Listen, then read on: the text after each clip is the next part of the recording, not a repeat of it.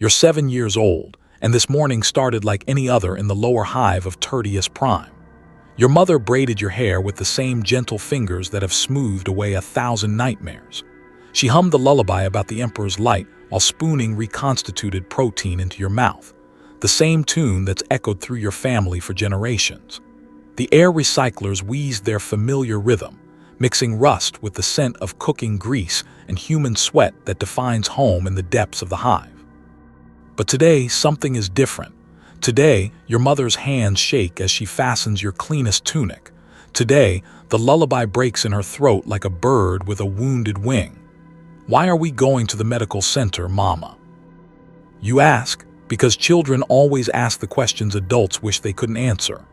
It's an honor, she whispers, and you don't understand why honors make mothers cry. Now you stand in a line that stretches beyond sight, hundreds of children like links in a chain of innocence. The medical center's corridors smell of antiseptic so strong it burns your nose, trying to mask something else, something that makes the adults' faces go pale and tight. Above your head, servoskulls drift like mechanical vultures, their red augmetic eyes scanning, measuring, cataloging. Each soft whir of their motors sounds like a whisper. Chosen, chosen, chosen. The child next to you clutches a stuffed grox, its synthetic fur matted from countless nights of comfort. You recognize him from the communal play areas. Mikkel, who always shared his ration bars and never pulled hair. His mother holds his other hand with the same white-knuckled desperation as yours.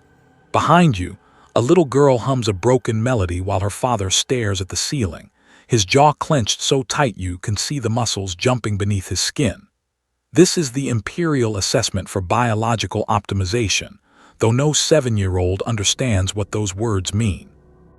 To you, it's just another adult ritual like prayer time or work shifts. The grown-ups speak of it in the same hushed tones they use for Imperial hymns, so you know it must be important. Sacred, even. A Medici approaches your section of the line.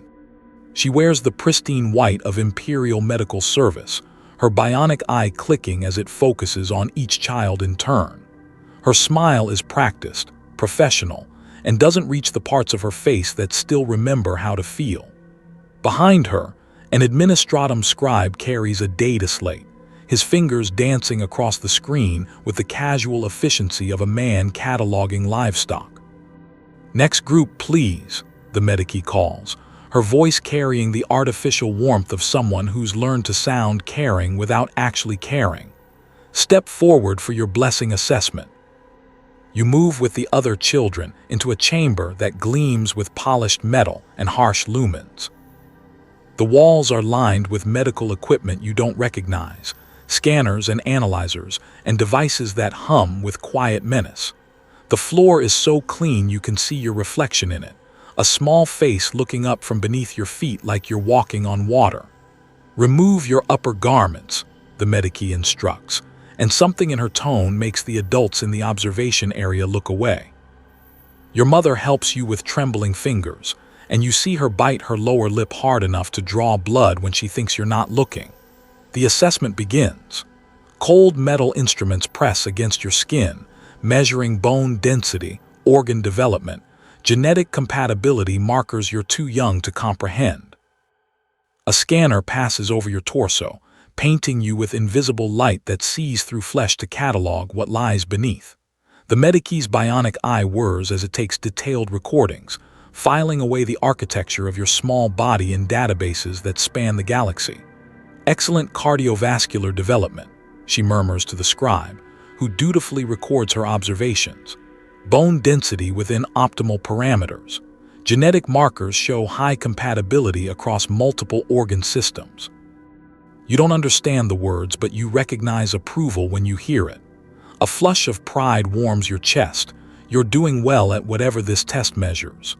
Your mother always taught you to try your best at everything, and apparently, you're trying very hard at this without even knowing what this is.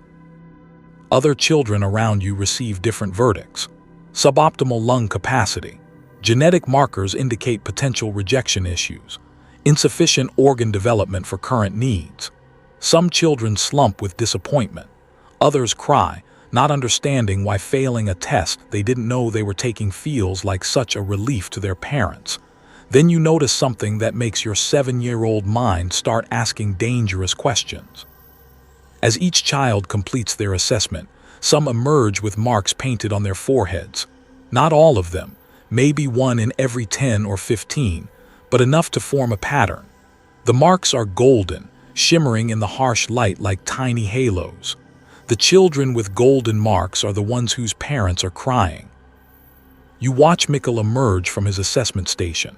His stuffed Grox hangs forgotten in his small fist as he stares in confusion at his mother's anguished sobbing. Above his wide, dark eyes, a golden mark gleams like a brand. Why is everyone sad? You hear him ask. The nice lady said I was perfect. His mother pulls him against her chest with desperate strength, and you can hear her whisper prayers between her tears, not prayers of gratitude, but the kind of desperate bargaining with the Emperor that only comes when hope is dying. Your turn approaches with the inexorable weight of fate.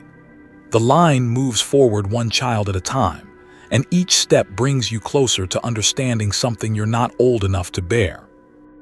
The Medicae's smile never wavers, but you're beginning to notice the way her eyes don't participate in the expression.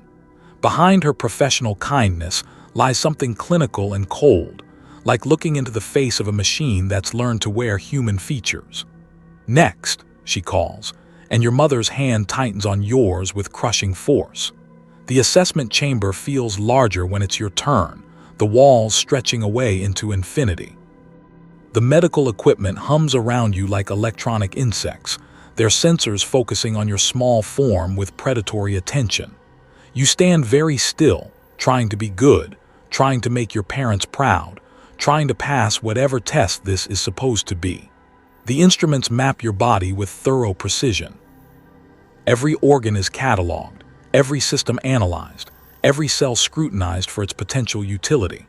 The Medicae's bionic eye records details that will outlive you, feeding data into systems that calculate the worth of human life with mathematical precision.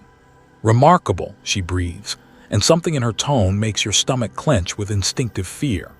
Genetic compatibility percentages in the 98th percentile. Multiple organ systems showing optimal development. This specimen. She catches herself, clears her throat. This child represents exceptional potential for biological resource optimization. The scribe's stylus scratches against his data slate, with the enthusiasm of a man witnessing something extraordinary. Around you, the medical equipment chirps and hums with electronic satisfaction, as if the machines themselves approve of what they've found. You don't understand the words, but you understand the tone. You've passed their test with flying colors. You've exceeded their expectations. You should feel proud. So why does your mother sound like she's dying? The Medicae reaches for a small applicator filled with golden pigment. Her movements are careful, ritualistic, imbued with the weight of religious ceremony. This is the moment when assessment becomes selection, when potential becomes reality, when a child's biological perfection transforms from blessing to curse. By the grace of the God Emperor of mankind, she intones, her voice carrying the formal cadence of Imperial liturgy, I mark this child as chosen for sacred service to the golden throne. May their sacrifice light the darkness and preserve humanity's flame. The golden mark appears on your forehead with the gentle pressure of a benediction and the finality of a death sentence. The pigment is warm against your skin, settling into your flesh like liquid light. Around you, the chamber falls silent except for the soft whir of servoskulls recording the moment for posterity. Behind the observation glass, your mother's sob cuts through the sterile air like a blade, sharp and desperate and utterly heartbroken. Your father stands beside her with tears streaming down his face, his hands pressed flat against the transparasteel as if he could somehow reach through and pull you back from whatever precipice you've just stepped over. Mama, you call out, confused by their reaction to what should be good news. Mama, I did well, didn't I? The lady said I was perfect. But perfect, you're beginning to understand, might not mean what you thought it meant. The Medicae places a gentle hand on your shoulder, her smile never wavering even as your parents collapse into each other's arms beyond the glass. "Yes, little one," she says with practiced kindness, "you're very special indeed. The Emperor has chosen you for a great honor." But you want to ask what kind of honor makes everyone so sad, but the question dies in your throat as you see the other children with golden marks. They stand apart now, no longer part of the general crowd but members of some select group you never wanted to join. Their parents clutch them with desperate intensity, memorizing the feel of small bodies they may never hold again. The assessment continues around you, but you're no longer part of the routine. You've been selected, marked, designated for purposes that remain mysteriously hidden behind adult euphemisms and religious platitudes. The golden mark on your forehead feels heavier with each passing moment, weighing you down with significance you can't comprehend. As you're led toward a separate area reserved for the chosen, you catch fragments of whispered conversations from the adults. Words like sacrifice and service, and the emperors will float through the air like prayers or curses, depending on who's speaking them. Some voices carry resigned acceptance. The emperor's plans are not for mortals to question. Others tremble with barely suppressed rage and grief, the sound of parents watching their children disappear into systems too vast and impersonal to fight. You don't understand it yet, but you've just become part of something larger than yourself. Something that has been operating for 10 millennia with the steady efficiency of necessity and the cold precision of mathematics. Something that transforms the love parents feel for their children into fuel for an empire that spans the galaxy. The golden mark on your forehead marks you as chosen, selected, optimized for purposes that will reveal themselves in time. You are no longer just a child in the lower hive of Tertius Prime. You are now a resource in the vast calculus of Imperial survival, a small but vital component in a machine that turns innocence into something else entirely. Behind you, the assessment continues. More children step forward, more measurements are taken, more decisions are made about the relative value of young lives. The servoskulls continue their mechanical observation, recording everything for archives that will outlast planets. The Medici maintains her professional smile, her practiced kindness, her ability to mark children for sacrifice while making it sound like a blessing. And somewhere in the vast bureaucracy of the Imperium, your name is entered into databases that calculate the most efficient use of human biological resources. Systems that have been running for 10,000 years, fed by the steady stream of children like you, maintained by the terrible logic of survival in a galaxy that offers no good choices. You are 7 years old, and you have just learned that being perfect is not always a good thing. That sometimes the Emperor's love takes forms that look nothing like love at all. That the adults who speak of honor and sacrifice and sacred duty know more about what these words truly mean than any child should ever have to discover. The golden mark burns on your forehead like a tiny star, beautiful and terrible and absolutely final. You are chosen. You are marked. You are perfect. And you are beginning to understand that perfect might be the most frightening word in the human language. To understand what happens next, you must step back from the personal horror and see the machine behind it. You must climb above the tears of individual mothers and look down at the vast bureaucratic organism that makes those tears not just inevitable, but mathematically necessary. You must see how a civilization learns to devour its own children while calling it love. Imagine yourself now as Scribe-Adept Cornelius Vex, 3rd class, of the Administratum Division for Biological Resource Management. You wake each day in a hab block on Terra, dress in the prescribed robes of your office, and take public transport to a building where you will spend 8 hours processing the paperwork that enables systematic child sacrifice. You do this without seeing the contradiction, because the contradiction has been carefully hidden behind layers of euphemism, bureaucracy, and religious justification so thick that the truth suffocates beneath them. Your workstation occupies a small section of a hall that stretches beyond the horizon, filled with 10,000 other scribes performing similar functions. The air hums with the constant whisper of styluses against data slates, punctuated by the occasional chime of an approved requisition or the harsh buzz of a denied request. Above you, servoskulls drift in neat patterns, monitoring productivity and ensuring compliance with the sacred regulations that govern every aspect of Imperial administration. Today's assignment arrives via pneumatic tube, as it has for the past 15 years of your career.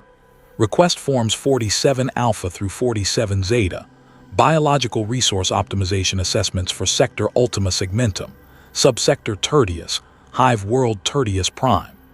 The language is clean, clinical, emptied of meaning through careful bureaucratic alchemy that transforms horror into procedure. You process 847 forms before your midday nutrient break.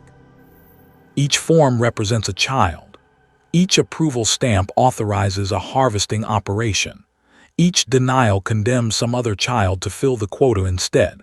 You complete this work with the same mechanical efficiency you've developed for all your duties, because efficiency is virtue in the administratum, and virtue is survival. Form 47 Alpha 001. Subject demonstrates optimal cardiovascular development and genetic compatibility markers indicating 94% tissue acceptance probability across multiple organ systems. Recommend immediate processing for Chapter Astartes' biological resource needs. Estimated yield: 1 primary cardiac organ, 2 secondary renal organs, assorted tissue samples for genetic enhancement research. You stamp the form approved and place it in the outgoing transit tube. Somewhere in the galaxy, a 7-year-old child with your name written in gold on their forehead will soon disappear into systems you prefer not to think about too carefully. Form 47 Alpha. Subject shows suboptimal bone density and genetic markers suggesting potential organ rejection rates exceeding acceptable parameters. Not suitable for current biological resource needs. Recommend standard indoctrination for alternative Imperial service tracks. You stamp this one DENIED and feel a small flush of satisfaction at your merciful decision. This child will live to serve the Emperor in other ways, perhaps as a factory worker, or cannon fodder for the Imperial Guard, or raw material for servitor conversion.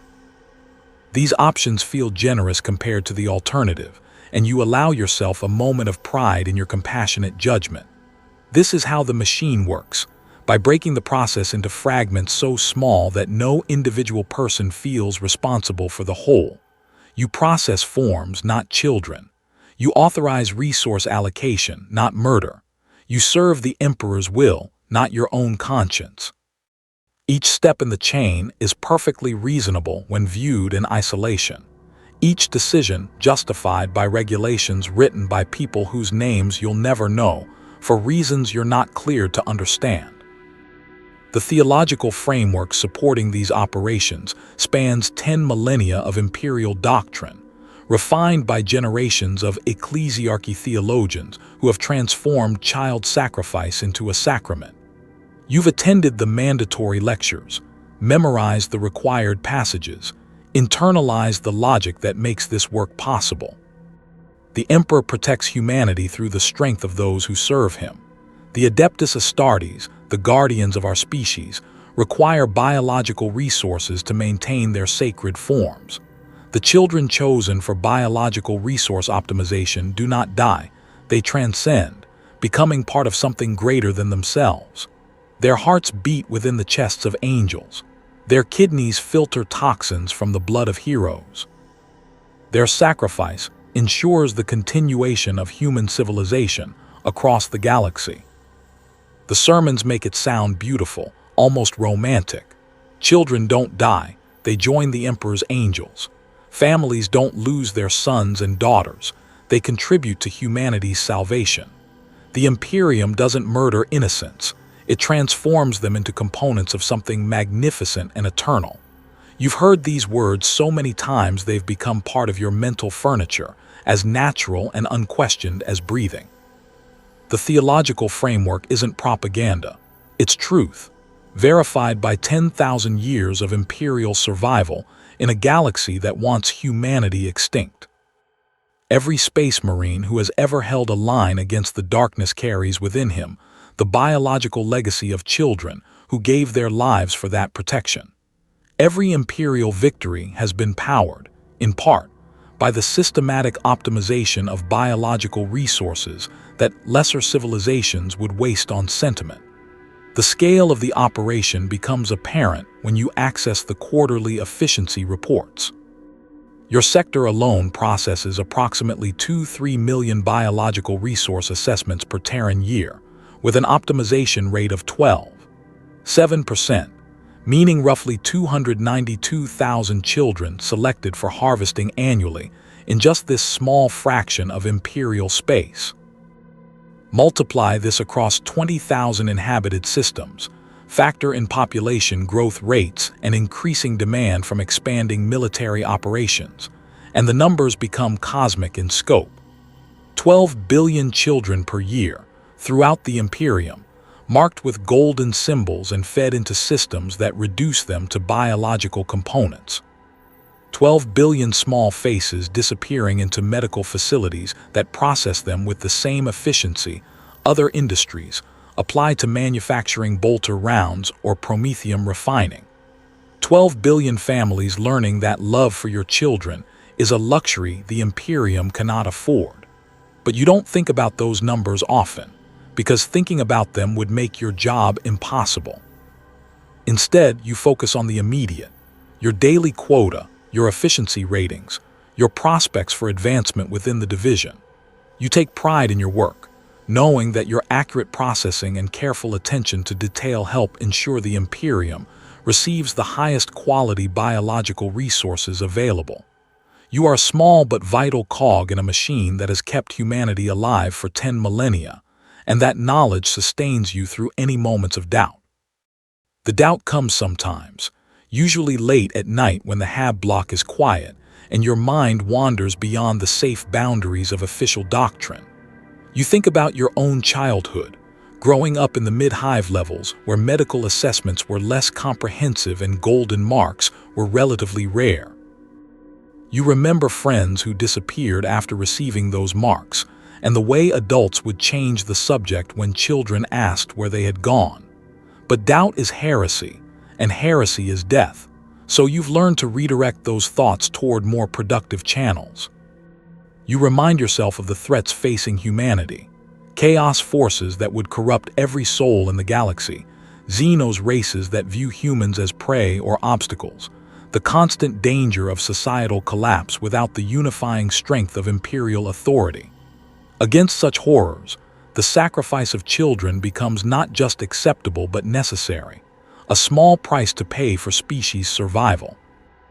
Your supervisor, Administratum Majoris Helena Vask, reviews your quarterly performance with the satisfied expression of someone whose units are exceeding their targets. She's a lean woman in her 60s, her augmetic eye clicking softly as it scans through your efficiency reports. 37 years of processing biological resource optimization requests have given her the serene confidence of someone who has found her calling in life. "Excellent work, Vex," she says, her voice carrying the warm approval of maternal pride. "Your accuracy rates are among the highest in the division, and your processing speed has improved by 12% over the previous quarter. The Emperor's work benefits from dedication like yours." You feel a flush of professional satisfaction at her praise. Recognition within the Administratum is rare and precious, earned through years of consistent performance and unwavering loyalty to Imperial efficiency standards. Your work matters. Your service contributes to humanity's survival. Your careful processing of those forms helps ensure that the Imperium's biological resource needs are met with optimal precision. "I live to serve," you respond with the prescribed formula, and you mean it with genuine devotion. "I'm recommending you for advancement to second class," Majoris Vask continues, and your heart leaps with joy at the prospect. Second-class scribes handle more complex requisitions, oversee larger quotas, make decisions that affect entire subsectors.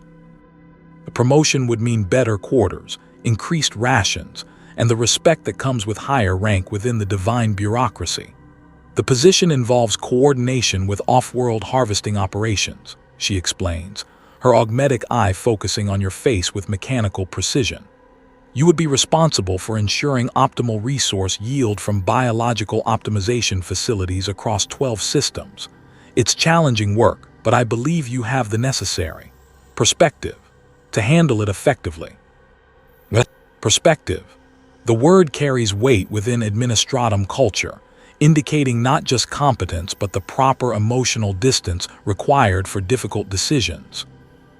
You have learned to see the work through the lens of imperial necessity rather than personal sentiment, to understand that effective service sometimes requires setting aside the softer emotions that can interfere with optimal performance. You accept the promotion with gratitude and genuine excitement. This represents the culmination of years of faithful service, recognition of your ability to process the most sensitive biological resource requests without letting emotional considerations compromise your efficiency. You are trusted with the sacred responsibility of ensuring humanity's greatest heroes receive the biological resources they need to protect the species. That night, you celebrate with a small glass of amasic in your hab block, toasting your advancement while reviewing the orientation materials for your new position. The documents outline your expanded responsibilities: coordination with Space Marine apothecaries, liaison work with Imperial Guard Medical Corps, oversight of harvesting quotas for noble families requiring biological maintenance, complex work that requires absolute discretion and unwavering commitment to Imperial priorities. As you read through the technical specifications for optimal harvesting procedures, you feel a deep satisfaction in the knowledge that your work contributes to something magnificent and eternal. Every Space Marine whose enhanced biology allows him to stand against the darkness carries within him the legacy of your careful processing. Every Imperial victory powered by transhuman strength reflects, in small part, your dedication to administrative excellence. You are Scribe Adept Cornelius Vex, second class, and you serve the Emperor through ensuring that the Imperium's biological resource needs are met with optimal efficiency. You process forms, not children. You authorize resource allocation, not sacrifice. You enable the survival of human civilization through careful attention to administrative detail and unwavering faith in imperial necessity. Tomorrow, you will begin your new duties with the same dedication that has defined your career, processing the paperwork that transforms love into loss, innocence into utility, children into components of something larger than themselves. You will do this work with pride, knowing that without your service, the forces of darkness would have consumed humanity long ago. This is how empires learn to eat their young, one form at a time, one stamp at a time, one carefully processed authorization at a time. Not through cruelty, but through bureaucracy. Not through hatred, but through necessity. Not through evil, but through the terrifying logic of survival in a universe that offers no good choices. The machine runs on people like you, decent, dedicated, faithful servants who have learned to see horror as procedure and sacrifice as service. You are the human face of systematic child murder, and you wear that face with genuine pride in your contribution to humanity's continued existence. And you sleep well at night, because you know that the Emperor protects those who serve his will with pure hearts and efficient hands. Section 3. The Facility. Where angels learn to fly. You wake up in a white room that smells like disinfectant and fear. The bed is too big, the ceiling too high, and the silence has a quality you've never experienced before, not the natural quiet of sleep, but the artificial hush of walls designed to swallow sound. Other children are crying, but their voices seem to come from very far away, muffled by architecture that treats human emotion as a containment problem. This is the Imperial Biological Resource Optimization Facility, Tertius Prime Division, though the sign by the entrance calls it the Emperor's Garden of Sacred Service. You don't understand the difference between those names yet, but you will learn. Everything here is designed to teach lessons that no child should ever have to absorb. The room they've given you contains everything a 7-year-old might need. A bed with clean sheets, a small table and chair sized for someone your height, a window that looks out on carefully maintained gardens where servo skulls tend to flowers you've never seen before. There's even a toy chest filled with playthings, wooden soldiers painted in the colors of various Imperial regiments, dolls dressed as ecclesiarchy sisters, building blocks that can be assembled into miniature cathedrals and fortresses. Everything speaks of careful planning, generous funding, institutional commitment to your comfort and well-being. You should feel grateful. Any child from the lower Hive would consider this luxury beyond imagining. But something about the perfection makes your skin crawl with instinctive unease, as if you're a specimen in a terrarium designed by beings who understand your needs without sharing your nature. A soft chime announces the arrival of your caretaker, and the door slides open with the whisper of perfectly maintained machinery. Sister Mariana enters with the flowing robes and gentle smile that mark her as a member of the Adeptus Ministerum's Hospitaller Order, dedicated to the care and comfort of those chosen for sacred service. Her face radiates the serene kindness of someone whose faith has resolved all doubts about the work she performs. "Good morning, little one," she says, her voice carrying the musical quality of trained vocal cords shaped by years of liturgical recitation. "Did you sleep well in your new home?" Home? The word sits strangely in the sterile air, not quite fitting the reality of your situation.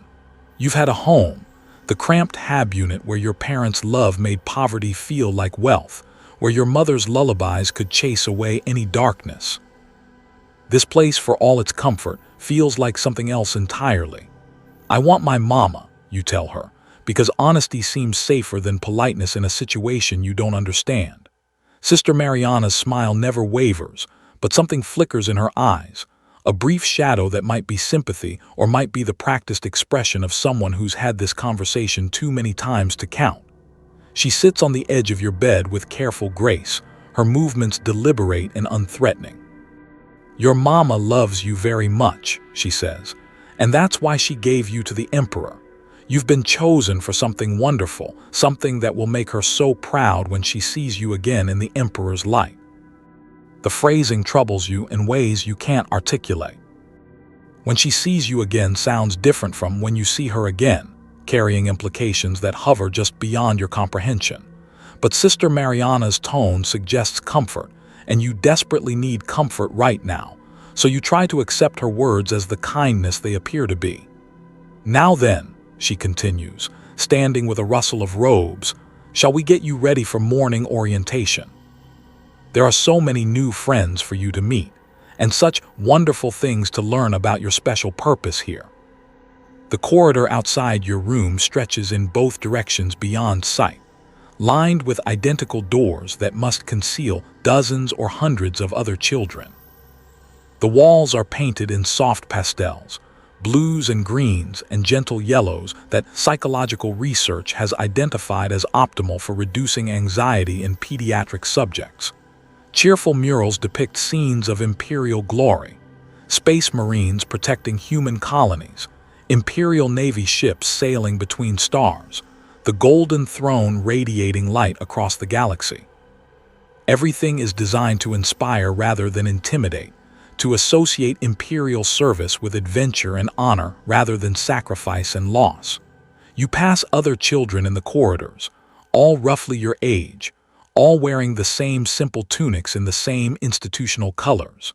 Some walk with the quiet confidence of those who have been here longer and learned the routines. Others move with the hesitant uncertainty of recent arrivals, their eyes still carrying the dazed shock of separation from everything familiar. A few bear the telltale signs of tears, red-rimmed eyes, sniffling noses, the particular pallor that comes from crying until your body has no moisture left to spare. But what strikes you most is how clean everyone looks.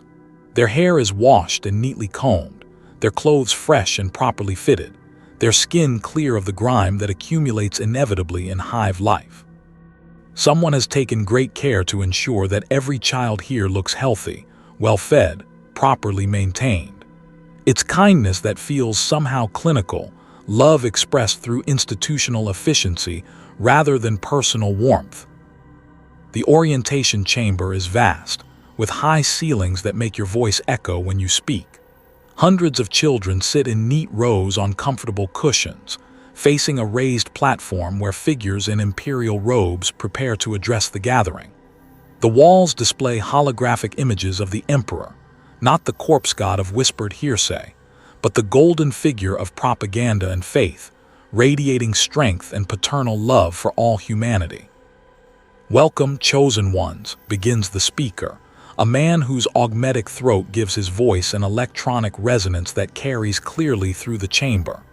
"You have been selected for the greatest honor any human can receive, direct service to the God Emperor of mankind. Your families should be proud. Your communities should celebrate. You are the blessed few who will join the Emperor's angels in protecting humanity from the darkness." The words wash over you with the practiced cadence of religious ceremony, each phrase calibrated for maximum emotional impact on young minds. Around you, some children sit straighter with obvious pride at being called chosen ones. Others seem confused by the disconnect between honor and the tears they remember from their parents. A few continue to sniffle quietly, not yet ready to accept comfort from strangers who speak in riddles about sacrifice and service. "Here in the Emperor's garden," the speaker continues, "you will learn what it means to serve something greater than yourself. You will discover the joy of giving everything for the protection of your species. You will become part of the sacred brotherhood that stands between humanity and extinction."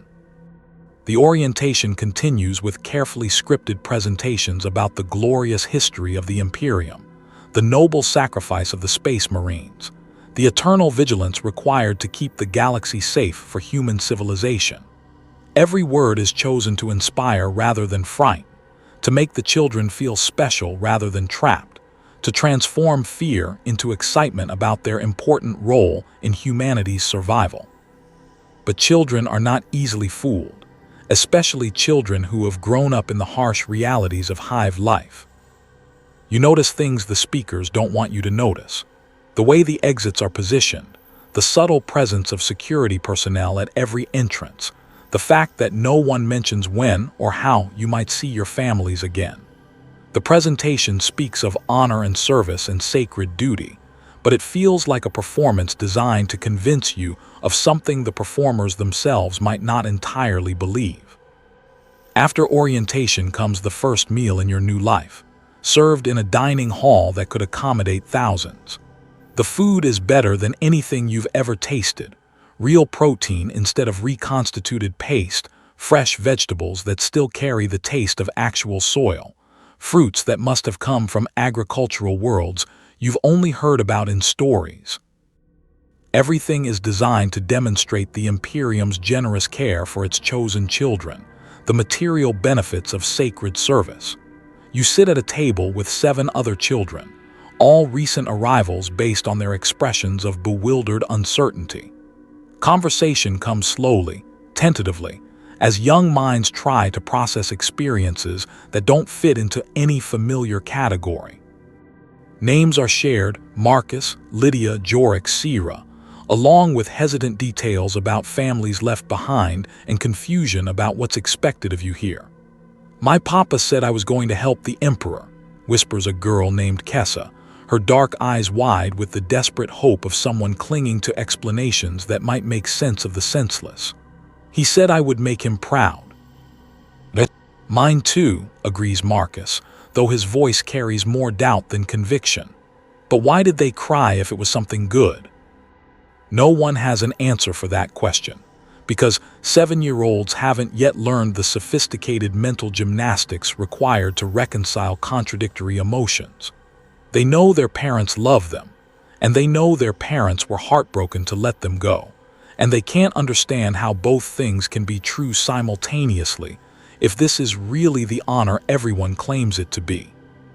Sister Mariana appears at your table with the gentle efficiency of someone accustomed to managing groups of confused children. Her smile radiates patient kindness as she settles into a chair scaled for adult use, her presence immediately commanding attention through the mysterious authority that all adults possess in the eyes of children. "I know you have questions," she says, her voice carrying just enough warmth to encourage confidences without quite crossing into maternal territory. "This is all very new and perhaps a little frightening. That's perfectly natural." Even the greatest space marines felt uncertainty when they first began their journey toward service. The comparison to space marines sends a thrill through several children at the table. The legendary warriors are figures of awe and inspiration throughout the Imperium, superhumans who battle monsters and protect humanity from horrors beyond imagination. To be compared to them, even tentatively, offers a framework for understanding that transforms confusion into something approaching excitement. "Are we going to become space marines?" asks Jorik with the breathless enthusiasm of a boy who spent countless hours playing war games with toy soldiers. Sister Mariana's pause is so brief you almost miss it, a momentary hesitation that suggests careful consideration of her response. "You will serve the Emperor's angels in ways that are perfect for you," she finally answers, the phrasing diplomatic enough to avoid lies while evading uncomfortable specifics. "Each of you has been chosen because you possess something special, something that can help protect all of humanity. That's a tremendous responsibility and a tremendous honor." The conversation continues with other questions, about families, about the daily routine, about how long you'll be staying here, all met with answers that sound reassuring while providing no concrete information. Sister Mariana has obviously been trained in techniques for managing anxious children, deflecting concerns while maintaining an atmosphere of safety and positive expectation. She's genuinely kind, which somehow makes her evasiveness more disturbing than open cruelty would be. After the meal comes rest period, time for adjustment and quiet reflection in your private chambers. But the silence that seemed peaceful this morning now feels oppressive, weighted with questions that no one will answer directly. You stare out your window at the carefully maintained gardens, watching servoskulls tend to flowers whose beauty seems somehow artificial, as if they're trying too hard to be perfect. That evening brings the first hint that all is not as it appears in the Emperor's garden of sacred service. As you prepare for sleep, you hear something that makes your blood freeze. The sound of a child screaming, distant and muffled but unmistakably real. The sound cuts through the facility's artificial calm like a blade, revealing the raw terror that all the gentle words and comfortable surroundings have been designed to conceal. You press your ear to the door, straining to hear more, but the architecture of the facility swallows sound as efficiently as it contains other inconvenient realities. The screaming stops as abruptly as it began, leaving you to wonder if you imagined it or if someone made sure it stopped. Both possibilities are equally frightening. Sleep comes fitfully, interrupted by dreams where your mother's face dissolves into mist whenever you try to reach for her. You wake several times to the sound of footsteps in the corridor outside, soft, measured steps that suggest staff moving through the facility on business that requires discretion. Each time you strain to hear voices or other clues about what's happening beyond your door, but the walls reveal nothing. Morning brings Sister Mariana's return, her smile as bright and reassuring as ever, as if the night's disturbances were merely figments of an overactive imagination. She helps you dress in fresh clothes, brushes your hair with gentle strokes, and prepares you for another day of orientation and adjustment in your new life. But as you walk through the corridors toward the dining hall, you notice something that makes your stomach clench with apprehension. There are fewer children than there were yesterday. Not many fewer. You'd have to be paying close attention to notice. But some of the faces you remember from orientation are simply absent, replaced by empty spaces in the careful order of institutional life. When you ask Sister Mariana about the missing children, her answer comes with the same practiced ease as all her other responses. Some of your friends have moved on to the next stage of their service. You'll see them again when it's your turn to advance. The Emperor has a perfect plan for each of you, and that plan unfolds in its own perfect time. The explanation should be comforting, but something in her tone suggests that moving on might not mean what you hope it means.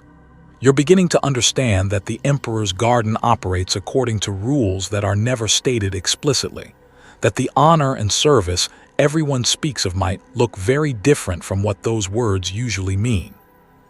You are 7 years old, and you are learning that adults can lie while telling the truth, that kindness can serve cruelty, and that love sometimes wears the face of institutional efficiency. You are beginning to suspect that the golden mark on your forehead means something very different from what you were told, and that the next stage of your service might not be the advancement your caretakers claim it is. But you are also 7 years old, which means hope dies slowly and trust fades gradually. You still want to believe that the adults around you care for your well-being, that the Emperor's plan includes happiness for the children who serve him, that sacred service means something beautiful rather than terrible. You still want to believe, even as the evidence accumulates that belief might be the most dangerous luxury of all. Brother Apothecary Thaddeus Korath of the Imperial Fists stands in the sterile sanctity of his chapter's medical facility, preparing to perform a procedure that will save a life and damn his soul, though he has learned not to think of it in those terms. Before him on the surgical table lies Initiate Cassius, 19 years old and dying from organ failure caused by rejection of his previous implants. The boy's enhanced physiology has turned against itself, attacking the foreign tissue with an immune response that no amount of immunosuppressants can control. The new cardiac organ has arrived from the harvesting facility, announces Servoskull Medici 7, its mechanical voice carrying no emotion as it reports on matters of life and death. Genetic compatibility markers indicate a 97.3% acceptance probability. The donor's biological parameters fall within optimal ranges for Space Marine implantation.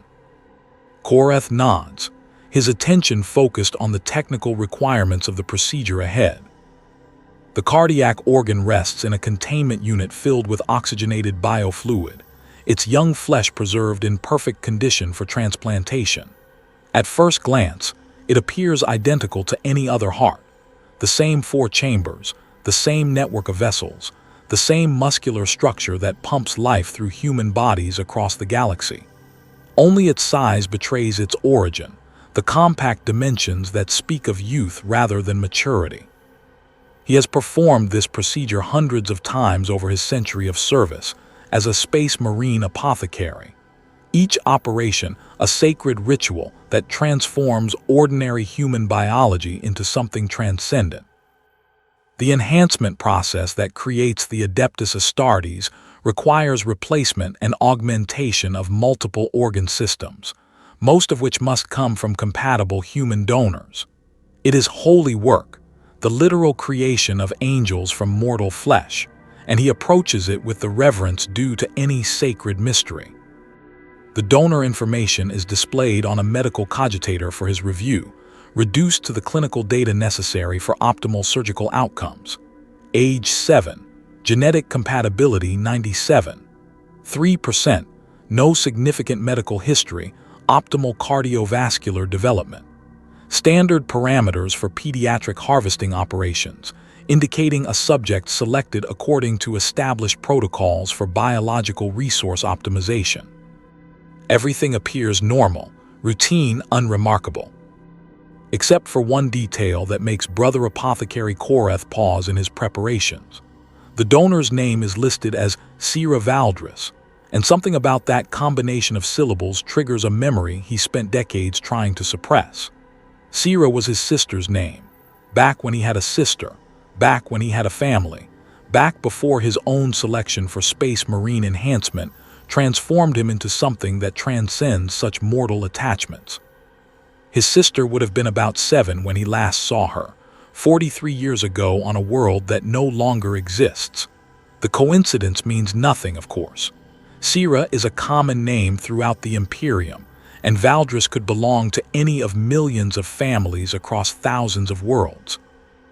The probability that this donor has any connection to his distant past is statistically negligible, so minimal as to be meaningless. But something about seeing that name written in clinical shorthand makes his enhanced heart skip a beat in rhythm patterns that suggest emotional distress. Brother Apothecary. Queries Servoskull Medici 7, its sensors detecting the change in his vital signs. Are you experiencing difficulties with the procedure parameters? No, Korath replies, forcing his attention back to the immediate requirements of his duty. Proceed with standard implantation protocols. The surgery begins with the ritualistic precision that marks all Space Marine medical procedures, each step accompanied by prayers and invocations that transform technical necessity into religious observance. Korath opens Initiate Cassius's chest with cuts guided by centuries of practice, exposing the failing organ that must be replaced if the young warrior is to continue his service to the Emperor. The boy's enhanced physiology means he can survive procedures that would kill ordinary humans, his redundant organ systems providing backup functionality while primary systems are rebuilt. As Korath removes the failing heart, he cannot help but notice how small the replacement organ appears in comparison. Cassius is nearly 2 meters tall and weighs over 150 kilograms, his frame enhanced by genetic modification and surgical augmentation into something barely recognizable as human. The donor heart, by contrast, comes from a body that probably weighed less than 30 kilograms, a child's organ being asked to power a superhuman physique. But this is how the process works, has always worked since the earliest days of the Great Crusade. Young organs adapt more readily to enhancement procedures, their cellular structure more flexible and responsive to the biological modifications required for Space Marine physiology. Adult organs carry too much accumulated damage, too many fixed patterns of function to accept the radical changes necessary for transhuman performance. Only children possess the biological plasticity necessary for successful implantation into Space Marine bodies.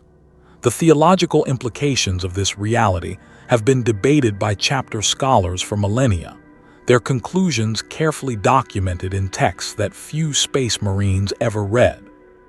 The consensus, reached after extensive deliberation by the finest theological minds in the Imperium, holds that children who donate organs to the Adeptus Astartes achieve a form of immortality denied to ordinary mortals. Their biological essence becomes part of humanity's greatest defenders, their sacrifice transformed into a weapon against the darkness that threatens the species.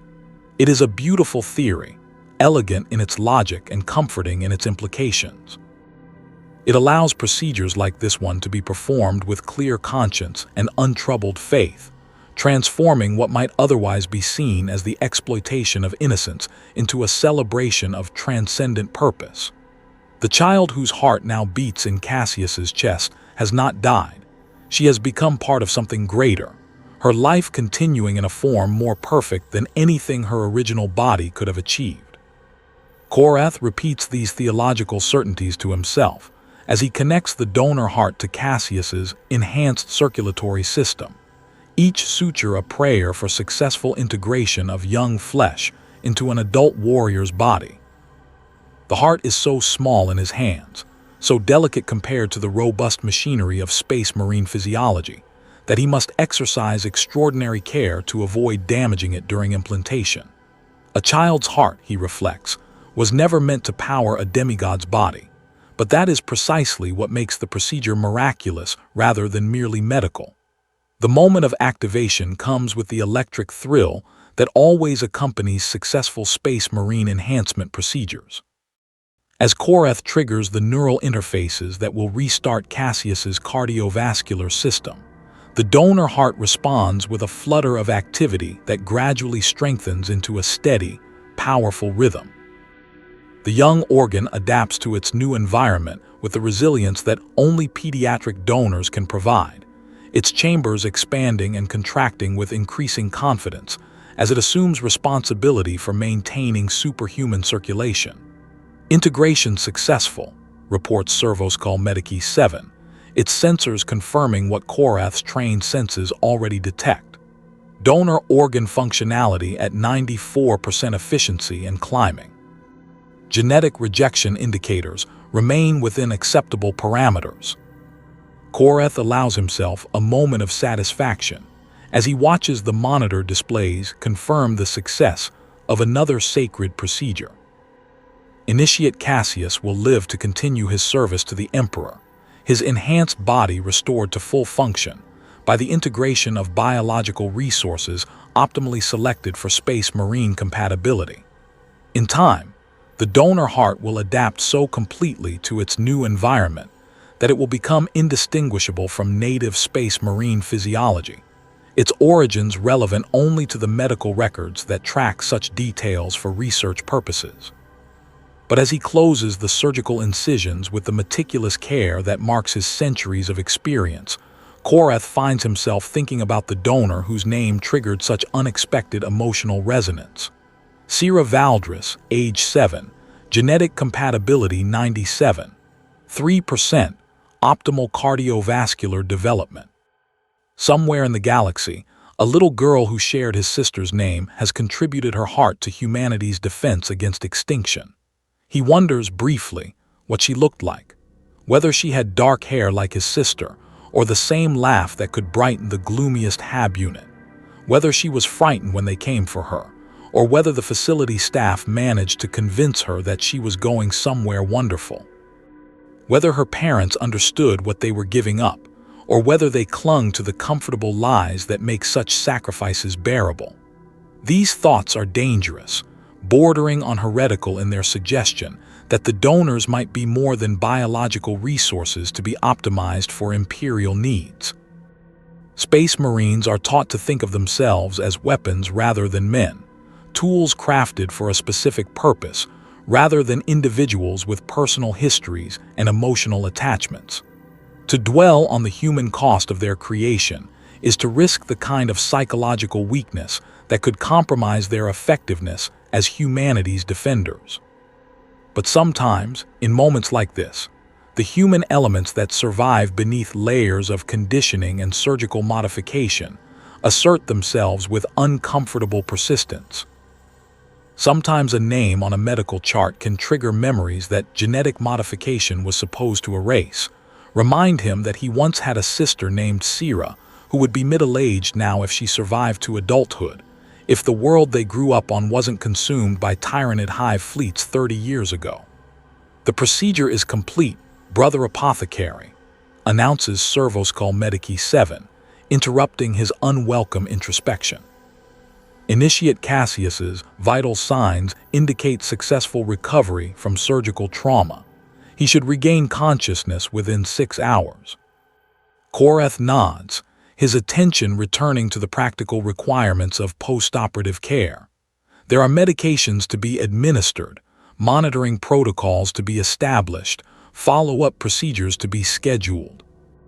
The work of keeping Space Marines functional requires constant attention to medical details that ordinary humans never need to consider, the price of transcending normal biological limitations. As he prepares the post-surgical medications, Koreth finds himself calculating the likely origin of the donor organ. Harvesting facilities throughout the Imperium operate on carefully coordinated schedules to ensure optimal preservation during transport to Space Marine installations. Given the timing of this delivery and the genetic markers indicated in the medical records, the donor was probably selected from one of the Hive worlds in the Tertius system, possibly Tertius Prime itself. The thought brings with it a cascade of unwelcome implications. If the donor came from Tertius Prime, she would have been selected through the same assessment procedures that identify children with optimal biological compatibility for Space Marine enhancement. She would have been marked with the golden symbol that designates sacred service, separated from her family with the gentle efficiency that characterizes Imperial biological resource operations, transported to a facility where her value as a person was transformed into her utility as a component. She would have been frightened, confused, hoping for rescue that would never come. She would have trusted the adults who spoke of honor and service, while preparing her for procedures she was too young to understand. She would have died believing that her sacrifice served some purpose greater than herself, never knowing that her heart would beat in the chest of a warrior who fights monsters she couldn't imagine in battles that span the galaxy. This knowledge should comfort him, should reinforce the theological certainties that make such sacrifices meaningful rather than tragic. The child's death serves humanity's survival, her biological resources contributing to the defense of the species against threats that would consume every human soul in the galaxy. Her heart will beat in service to the Emperor for decades or centuries to come, far longer than her original body could have sustained it, achieving a form of immortality that transcends ordinary human mortality. But tonight, alone in the medical facility after completing another successful procedure, Brother Apothecary Korath finds these certainties less convincing than usual. Tonight he remembers what it felt like to be human enough to love a sister named Sira, to worry about her safety, to hope for her happiness in a universe that offers precious little of either. Tonight he wonders what kind of person he might have been if his own enhancement hadn't required the sacrifice of his capacity for such attachments. These thoughts are weakness, heresy, dangerous indulgence in emotions that serve no tactical purpose and compromise his effectiveness as a Space Marine medical officer. Tomorrow he will confess them to the chapter chaplain, accept whatever penance is deemed appropriate, and return to his duties with renewed focus on serving the Emperor, rather than questioning the methods by which that service is maintained. But tonight, as he reviews the medical records of a successful cardiac transplantation, he allows himself to mourn a 7-year-old girl named Sira Valdris, whose heart beats with superhuman strength in the chest of a warrior she will never meet. Tonight he remembers that every Space Marine enhancement procedure represents not only the creation of a defender of humanity, but the transformation of a child's life into the raw material from which angels are forged. And tonight, for just a moment, he wonders whether the angels humanity creates are worth the innocence they consume in their creation. Your mother sits at a kitchen table that has never felt so empty, staring at a small pile of belongings that represents everything physical she has left of you. A stuffed grox with one missing eye, worn smooth by countless nights of comfort. A drawing you made of your family, stick figures holding hands under a sun that takes up half the page, everyone smiling because that's how 7-year-olds draw the world they want to live in. A certificate from the administratum, its wax seal and golden letters thanking her for her sacred sacrifice to the Golden Throne, signed by officials whose names mean nothing and everything at once. 3 days have passed since they took you away, and she hasn't slept for more than an hour at a time. Every sound in the corridor outside makes her heart leap with the impossible hope that you're coming home, that this has all been a terrible mistake, that the golden mark on your forehead was some kind of test that you've now passed and can return to the life you knew. But the sounds are always other people's footsteps, other families' conversations, other children's voices that aren't yours and never will be again. Your father works his shift in the manufactorum as if nothing has changed, because admitting that everything has changed would require him to stop functioning entirely. His supervisors have noted the decline in his productivity, the way his hands shake when he thinks no one is watching, the distant look in his eyes that suggests his mind is somewhere other than the assembly line where he spends 14 hours a day. But they say nothing, because they recognize the symptoms of a parent whose child has been selected for sacred service, and they know from experience that time either heals such wounds or breaks the person carrying them. The neighbors have stopped visiting. Not out of cruelty, but out of the kind of superstitious fear that treating grief as contagious. They worry that acknowledging your mother's loss might draw the attention of whatever forces decided your family was suitable for sacrifice, might make their own children more visible to the servoskulls that periodically sweep through the hab blocks conducting biological assessments. Compassion is a luxury they cannot afford when survival requires invisible and unremarkable. Your little brother Tomas, barely 5 years old, doesn't understand why everyone is so sad about your promotion to sacred service. The adults have explained it to him in the terms prescribed by Imperial doctrine. You've been chosen for a great honor, selected to serve the Emperor in ways that will make the whole family proud, called to join the angels who protect humanity from the darkness. He keeps asking when you're coming home to show him how angels fly, and every time he asks, your mother has to leave the room to cry where he can't see her.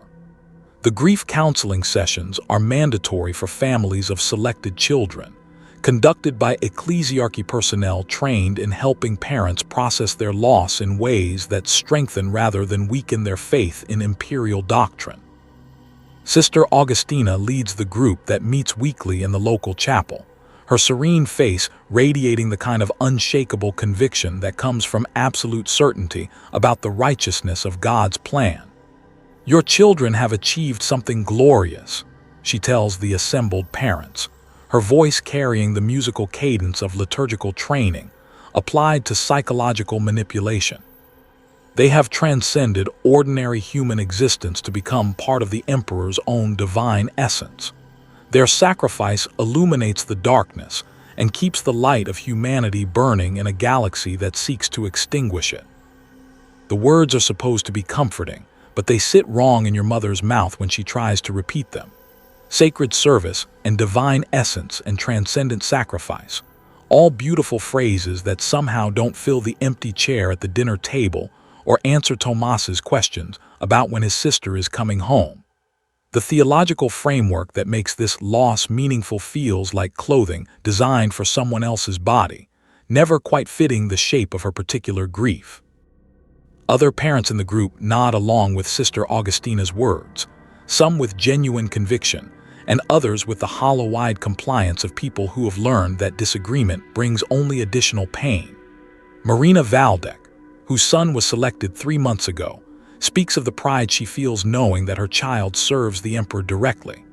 Her voice carries the brittle quality of someone who's repeated the same words so often they've become a mantra against thoughts too dangerous to think. I dream about him sometimes, Marina confesses, her hands twisting in her lap as she struggles with the admission. But they're not sad dreams. I dream that he's flying among the stars, protecting other children from the monsters that want to hurt them. It makes me happy to know that my sacrifice made that possible. Your mother tries to nod along, tries to find comfort in the image of you as some kind of celestial guardian watching over humanity from whatever realm sacred service takes place in. But when she closes her eyes, she doesn't see you flying among the stars.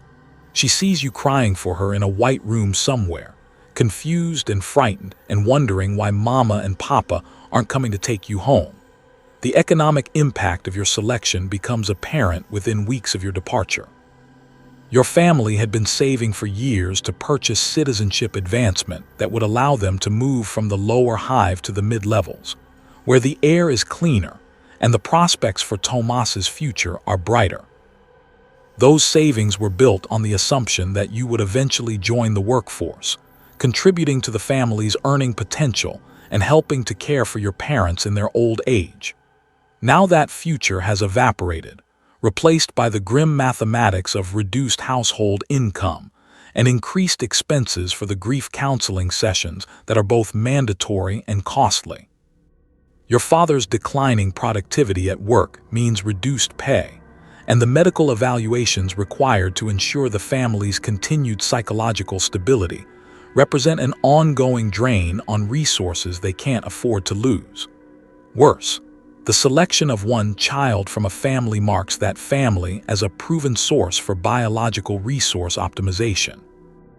The records indicate favorable genetic markers, demonstrated fertility, and established compliance with Imperial biological resource requisitions. When the next assessment cycle comes around, your family will be prioritized for additional screening, their biological profile flagged as potentially suitable for future harvest operations. Your mother learns this from a form letter delivered 2 weeks after your departure, written in the sterile language of administrative efficiency. Congratulations on your successful contribution to Imperial biological resource optimization. Your family's genetic profile has been noted for potential future service opportunities. Please ensure all household members remain available for periodic health assessments, as required by Directive 347 Gamma 12. The letter sits on the kitchen table next to your stuffed groks and your drawing. Its official seals and formal language transforming your absence into a bureaucratic success story. Somewhere in the administratum, a clerk has updated your family's file with notations about genetic compatibility and successful harvest operations, reducing your transformation from daughter to biological resource into data points that will influence future decisions about Tomas's fate. That night, your mother does something that 6 months ago she would have considered unthinkable. She prays to the Emperor not for the strength to accept his will, but for the mercy to hide her remaining child from his notice. She kneels beside Tomas's bed while he sleeps, watching his small chest rise and fall with the trusting rhythm of childhood, and begs whatever forces govern the universe to make him unremarkable, unhealthy, unsuitable for sacred service. It's a prayer that borders on heresy, a request that directly contradicts everything she's been taught about serving the Emperor's will with joy and gratitude. But it's also the prayer of a mother who's learned that loving your children in the Imperium means hoping they never become perfect enough to catch the attention of systems that transform love into loss. The psychological impact on Tomas becomes apparent gradually, in small changes that accumulate into a comprehensive alteration of his personality. The bright, curious boy who used to pepper adults with endless questions becomes quiet and withdrawn, afraid that showing too much intelligence or vitality might make him interesting to the same forces that took his sister away. He begins to hide his drawings, worried that artistic talent might be seen as a desirable trait. He stops asking why you haven't come home, because he's beginning to understand that questions about missing siblings make adults uncomfortable.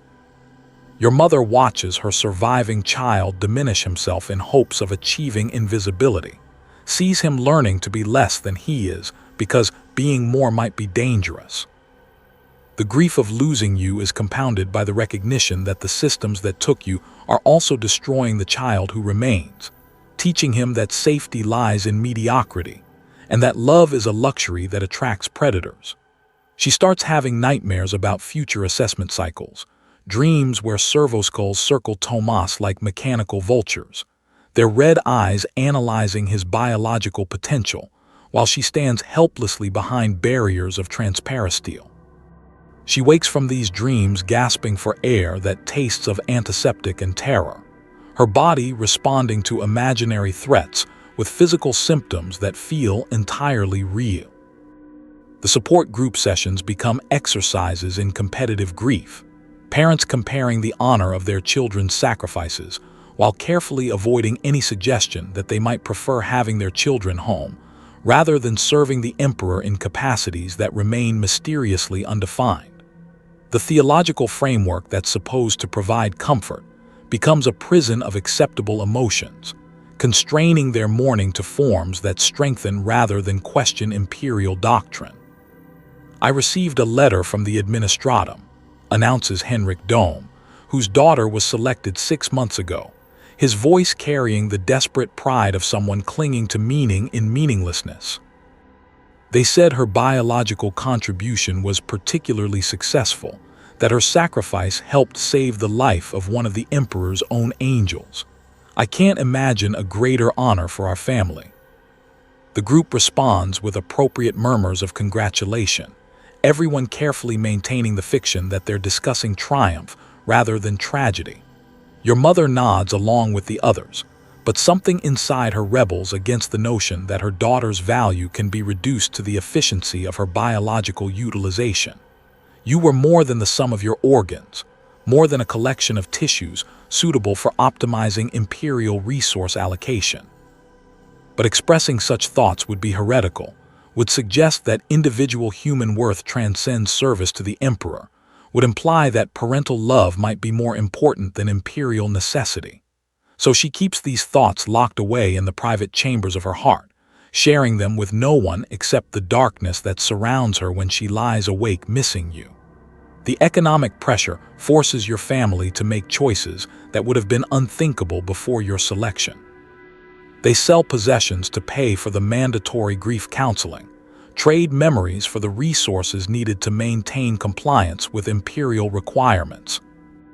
Your toys disappear one by one, converted into credits that purchase the psychological services designed to help them accept your absence as blessing rather than curse.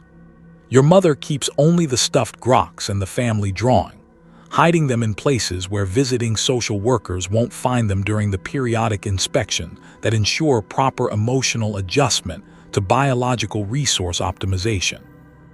These tiny rebellions feel enormous in their significance, small acts of defiance against systems that want to erase you completely from their memories in favor of abstract concepts about sacred service and divine transcendence. The neighbors who avoided them immediately after your selection gradually return, but their interactions carry the careful quality of people navigating around a subject too dangerous to address directly. Conversations about children become exercises in diplomatic avoidance. Discussions of family plans fade into uncomfortable silence, and the normal rhythm of community life adjusts to accommodate the presence of grief that cannot be openly acknowledged. Your mother learns to recognize the look in other parents' eyes when they see Tomas, the quick calculation about his age, his health, his potential suitability for biological assessment. She sees them evaluating her remaining child through the lens of their own fears, wondering if his presence makes their own children more or less visible to the forces that periodically sweep through the population, harvesting youth for purposes that remain officially glorious and practically terrifying. 6 months after your selection, your mother receives a notification that Tomas is due for his preliminary biological assessment, a routine procedure for all children approaching their 6th birthday, designed to establish baseline genetic profiles for future reference. The appointment is scheduled for the same medical facility where you received your golden mark, in chambers that still smell of antiseptic and carry the echo of children who were pronounced perfect and never came home. That night, she holds Tomas while he sleeps and whispers apologies for bringing him into a universe where loving your children means fearing their perfection. She promises him silently that she will find ways to protect him, even if protection requires choices that challenge everything she's been taught about serving the Emperor's will with grateful acceptance. The mathematics of love and loss in the Imperium are brutal in their simplicity. Every child who demonstrates exceptional biological compatibility becomes a resource to be optimized rather than a person to be cherished. Every family that contributes to biological resource operations becomes a proven source for future extractions. Every parent who grieves openly becomes a candidate for additional theological counseling, designed to transform sorrow into gratitude. Your mother is learning these equations through the terrible arithmetic of personal experience, discovering that in a galaxy where survival requires sacrifice, the sacrifices always seem to fall on those least able to bear them. She is becoming an expert in the economics of Imperial love, how much affection can be safely expressed, how much hope can be reasonably maintained, how much humanity can survive the systematic optimization of biological resources. And every night, she sits at the kitchen table staring at a stuffed groks and a child's drawing, counting the cost of living in an empire that demands everything and promises only service in return. In the deepest tunnels of the Hive, where even the servoskulls fear to venture and the Emperor's light barely penetrates the crushing darkness, a group of parents meets in secret. They call themselves the Shepherds, and they have decided that some things are worse than heresy, though they're no longer certain that what they're doing actually qualifies as heresy at all.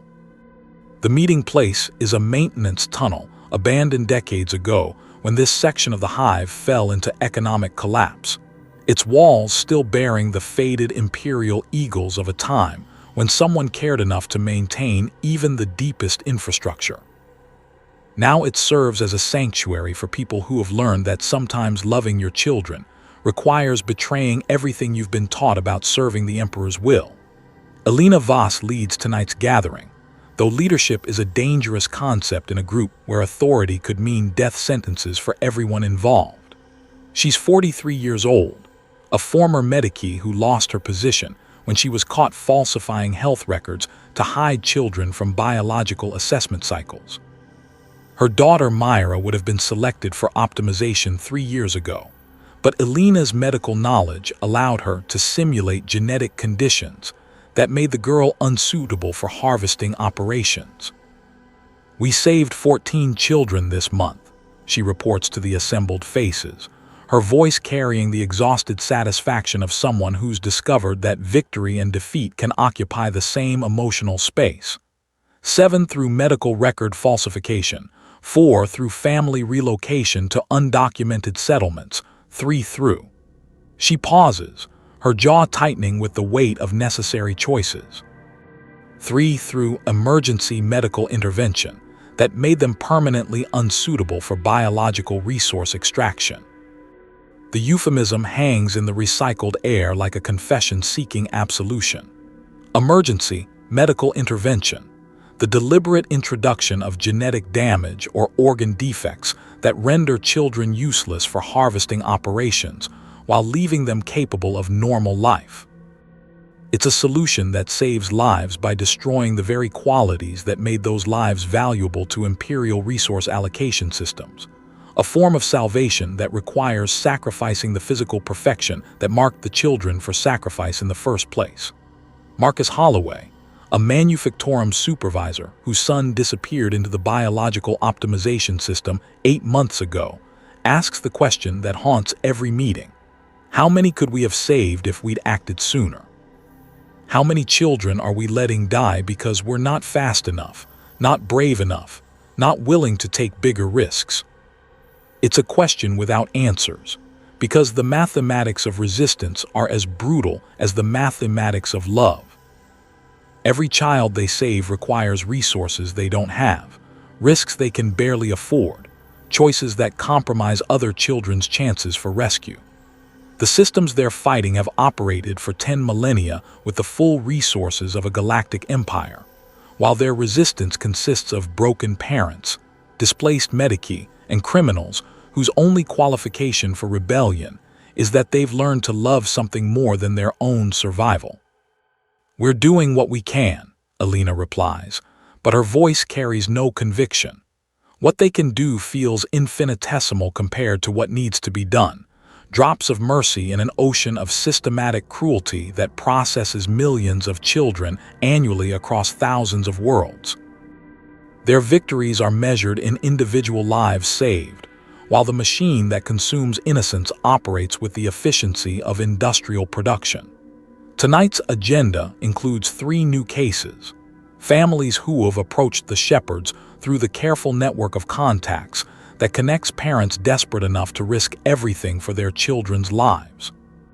Each case represents a different challenge, a different risk profile, a different moral calculation about how much they can afford to attempt without compromising their ability to help future cases. The first case is straightforward by their standards. The Kellens family, whose 9-year-old son shows genetic markers that will certainly result in selection during the next assessment cycle. The parents are offering everything they own in exchange for false documentation that would allow them to relocate to an undocumented settlement beyond Imperial biological resource monitoring. It's expensive, dangerous, and requires the kind of document forgeries that could expose the entire network if discovered. But it's also the kind of case that justifies the risks they take. "We can do it," confirms Jakob Mortis, a former administratum clerk whose intimate knowledge of Imperial bureaucracy makes him invaluable for document forgeries.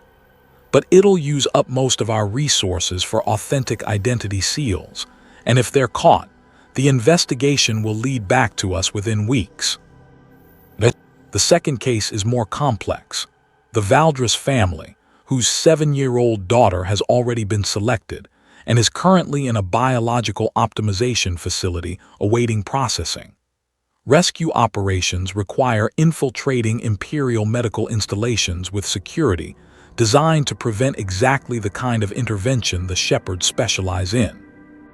The risks are exponentially higher, the chances of success correspondingly lower, and failure would mean not just death for the rescue team but exposure of the entire organization. The facility on Tertius Prime has weaknesses, reports Sister Catherine, a former hospitaller who abandoned her vows when she discovered what sacred service actually meant for the children in her care. I worked there for 6 years before my conscience made continued service impossible. I know the shift patterns, the security protocols, the times when skeleton crews make infiltration theoretically possible. Theoretically possible. The phrase captures everything about their situation. They're fighting systems designed by the finest strategic minds in the Imperium, protected by security measures that assume resistance is not just treasonous but impossible.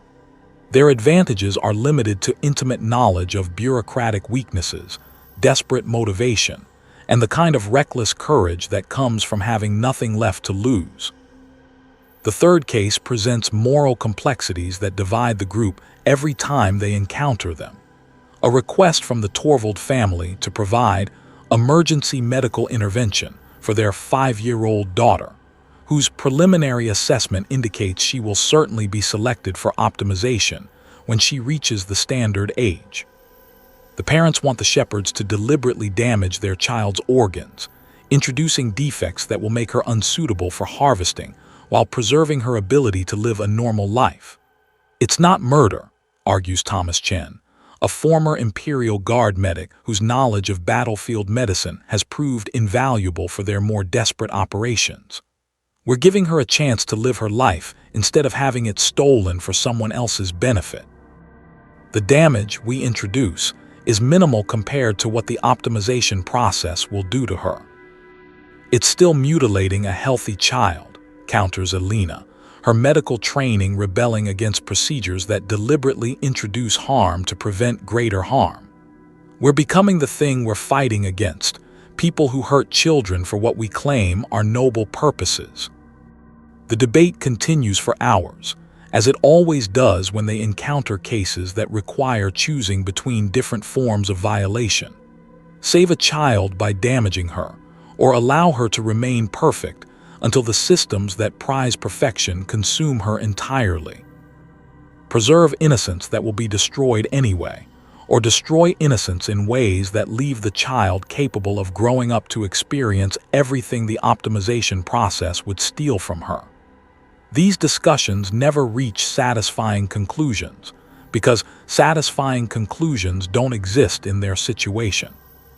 They make choices based on incomplete information, execute plans with inadequate resources, and measure success by standards that change depending on how much horror they can personally tolerate in service of preventing greater horrors. The meeting breaks up before dawn, parents and criminals, and former Imperial servants dispersing through tunnels that carry them back to lives that must appear normal despite being dedicated to systematic heresy. They return to jobs they no longer care about, families they're trying to protect, daily routines that must hide the fact that their primary purpose involves betraying everything the Imperium represents. Alina walks home through hab blocks where children sleep safely in beds their parents can't guarantee they'll wake up in, where families plan futures that Imperial biological resource optimization might erase without warning. She passes security checkpoints where her forged identification passes inspection, proving that even the systems designed to maintain Imperial order can be subverted by people with sufficient motivation and knowledge. In her own hab unit, her daughter Myra sleeps peacefully, unaware that her continued presence depends on medical records that list genetic defects she doesn't actually possess. Alina has condemned her own child to a lifetime of maintaining false medical identities, requiring periodic treatments for conditions she doesn't have, living under names that aren't quite real. It's a form of freedom that looks remarkably like imprisonment, safety that requires constant vigilance against discovery.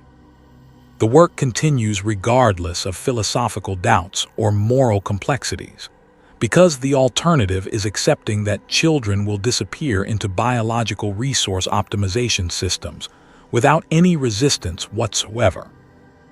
Every month brings new requests for help, new families desperate enough to risk everything for their children's lives, new moral calculations about how much harm they can prevent and how much harm they must cause in the process of prevention. Their network grows slowly, carefully, recruiting new members from the ranks of parents who have learned that love sometimes requires treason. Former Imperial servants who have discovered that duty and conscience can demand contradictory choices. Medical personnel who have realized that healing sometimes means fighting the systems they once served faithfully. But growth brings exposure, and exposure brings danger. Imperial security services have begun noticing patterns in the distribution of forged documents, anomalies in medical records, correlations between families who disappear and children who escape biological assessment cycles. The investigation techniques developed for rooting out chaos cults prove equally effective against resistance organizations. Interrogation methods designed to make parents betray demon worshippers work just as well for making them betray people trying to save children. The end comes, as Alina always knew it would, with the sound of boots in the corridor outside her HAB unit and the realization that someone has broken under interrogation. She has perhaps 30 seconds to destroy the documents that could expose the entire network, to wake Myra and activate the emergency protocols that might allow them to escape through maintenance tunnels that may or may not still be secure. But 30 seconds isn't enough time for everything that needs to be done, and the choice comes down to saving evidence or saving her daughter. Alina makes the choice that any mother would make, grabbing Myra and running for the emergency exit, while leaving behind documents that contain the names and locations of every shepherd in their organization. The pursuit through the Underhive becomes a nightmare of wrong turns and dead ends, security forces closing in while Alina carries a confused and frightened child through tunnels that once seemed like routes to freedom, but now feel like paths to a trap she helped design. Behind them, the sound of fire and screaming indicates that other members of their network are being discovered, captured, subjected to interrogation techniques that will extract every secret they possess before granting them the mercy of death. Alina and Myra make it 17 minutes before the Arbites find them hiding in a water reclamation station, exhausted and cornered and out of options. The last thing Alina sees before the stun baton drops her into unconsciousness is her daughter's face, twisted with terror and confusion, silently asking why Mama brought her to this dark place where men with guns want to hurt them. The interrogation lasts 3 days, though Alina loses track of time early in the process. The questions are professional, methodical, designed to extract maximum information with optimal efficiency. They want names, locations, operational methods, funding sources, contact networks, everything that would allow them to dismantle not just the shepherds but every similar organization operating in the sector. Alina tries to resist, tries to protect the people who trusted her with their lives and their children's futures. But resistance has limits, and Imperial interrogation techniques are designed by people who understand those limits intimately. Pain becomes the only reality, and reality becomes negotiable when the alternative is watching them use the same techniques on Myra. She breaks on the morning of the 4th day, when they bring her daughter into the interrogation chamber and explain that children of traitors can serve the Emperor in many ways. Biological resource optimization is only one option among many. Servitor conversion requires less genetic compatibility. Penal Legion conscription accepts subjects as young as 7. There are choices to be made about Myra's future, and those choices depend on Alina's cooperation with the investigation. The words spill out of her like blood from a severed artery, names and locations and operational details that condemn everyone she's ever worked with to the same fate she's about to face. She betrays the shepherds to save her daughter, knowing that her daughter will probably be killed regardless, knowing that her betrayal dooms children she could have saved, knowing that love has made her complicit in the destruction of everything she tried to build. The trials are public spectacles, broadcast throughout the Hive as examples of what happens to those who oppose Imperial biological resource policy. Elena and 17 other shepherds are sentenced to death by public execution, their crimes detailed with the kind of bureaucratic precision that transforms treason into entertainment. The crowds that gather to watch them die include parents who secretly sympathize with their cause, children who don't understand why the adults are cheering for people's deaths, Imperial officials who take professional satisfaction in the successful resolution of a security investigation. Elena's last coherent thought, as the executioner raises his weapon, is a prayer for Myra's forgiveness and a hope that someone else will continue the work that cost so many people their lives. The prayer is answered in neither the way she hopes nor the way she fears.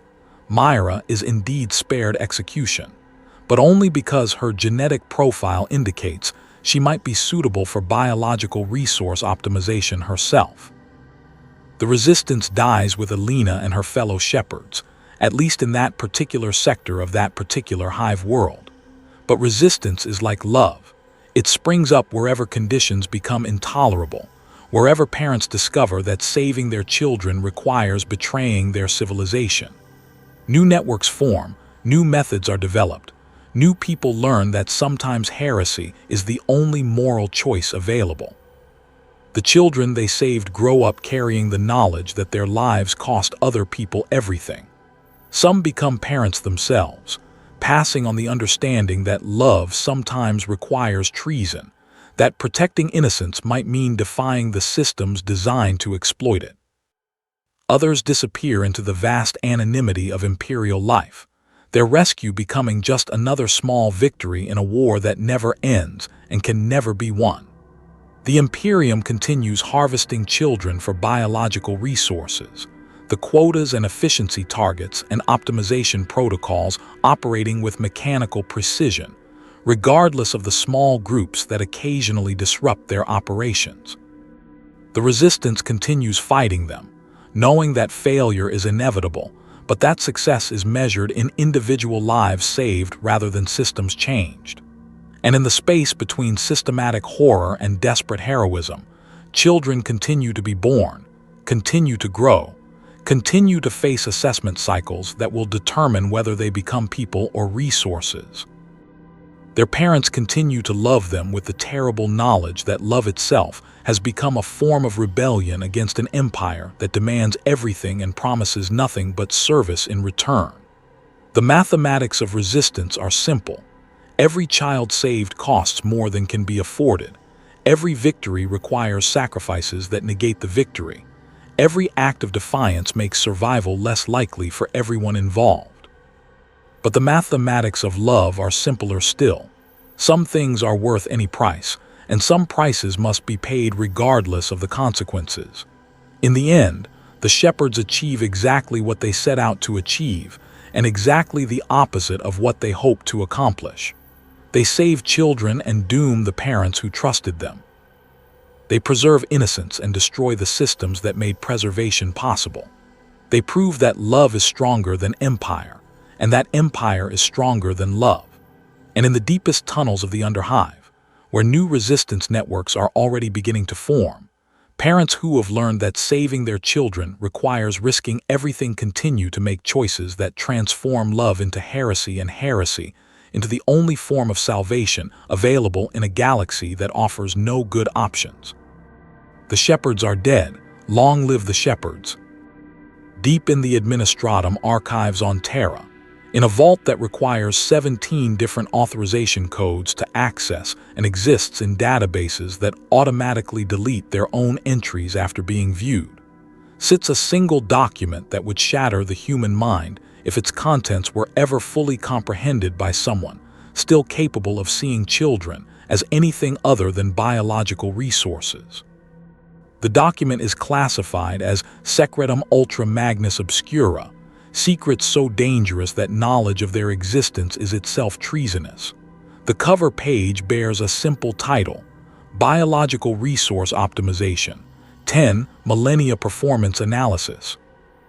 Below that, in smaller text, comprehensive strategic assessment of Imperial pediatric harvesting operations, prepared by the Department of Biological Resource Management, Adeptus Administratum, for the High Lords of Terra. You are Adeptus Administratum Senior Analyst Mordian Cask, and you have spent the last 7 years of your life compiling this report. You possess security clearances that allow you to see information that would be classified as heretical if anyone below the rank of High Lord knew it existed. You have access to databases that track every biological resource operation conducted in the past 10,000 years, statistical analyses that reduce the sum total of human suffering to numbers on spreadsheets, projections that treat the systematic consumption of childhood as an industrial process requiring optimization. Your office occupies a secure level of the Imperial Palace that appears on no architectural plans, accessible only through transport systems that require biometric identification, updated hourly by machine spirits programmed to kill anyone who attempts unauthorized access. The walls are lined with cogitators that hum with the processing power required to analyze data sets, encompassing the biological optimization of trillions of human children across 20,000 years of Imperial expansion. The numbers are beautiful in their precision, terrible in their implications, and absolutely necessary for strategic planning at the scale required to maintain an empire that spans the galaxy. You have learned to see them as mathematics rather than murder, resource allocation rather than systematic child sacrifice, strategic optimization rather than the institutionalization of horror on a cosmic scale. The executive summary begins with figures that would be incomprehensible to anyone whose mind hasn't been conditioned by decades of exposure to Imperial strategic planning. Annual biological resource extraction rates have increased by 340% since the beginning of M41, driven primarily by enhanced space marine recruitment needs, expanded noble longevity programs, and improved harvesting efficiency protocols. Current galactic extraction rate, 47.3 billion pediatric subjects per Terran year, representing approximately 7% of total Imperial birth cohorts aged 512 standard years. 3 billion children per year. The number sits on the page like a prayer to mathematics, clean and precise and emptied of any meaning beyond strategic utility. Your mind has been trained to see this figure as a measure of Imperial efficiency, rather than a count of small graves, evidence of successful resource management, rather than a tally of parents who will never hold their children again. The demographic breakdown reveals patterns that highlight the sophisticated nature of Imperial biological resource operations. 67% of extracted subjects come from Hive world populations, where high population density allows for optimal selection ratios without significant impact on local reproductive capacity. 23% are sourced from agricultural worlds, where genetic diversity provides optimal compatibility for space marine enhancement procedures. The remaining 10% represent premium biological resources extracted from noble families, whose superior genetics command proportionally higher allocation to critical Imperial functions. Your analysis reveals fascinating trends in extraction efficiency over the past millennium. The introduction of improved genetic screening has increased organ compatibility rates from 73% to 94%, reducing waste and allowing for more precise matching between donor and recipient populations.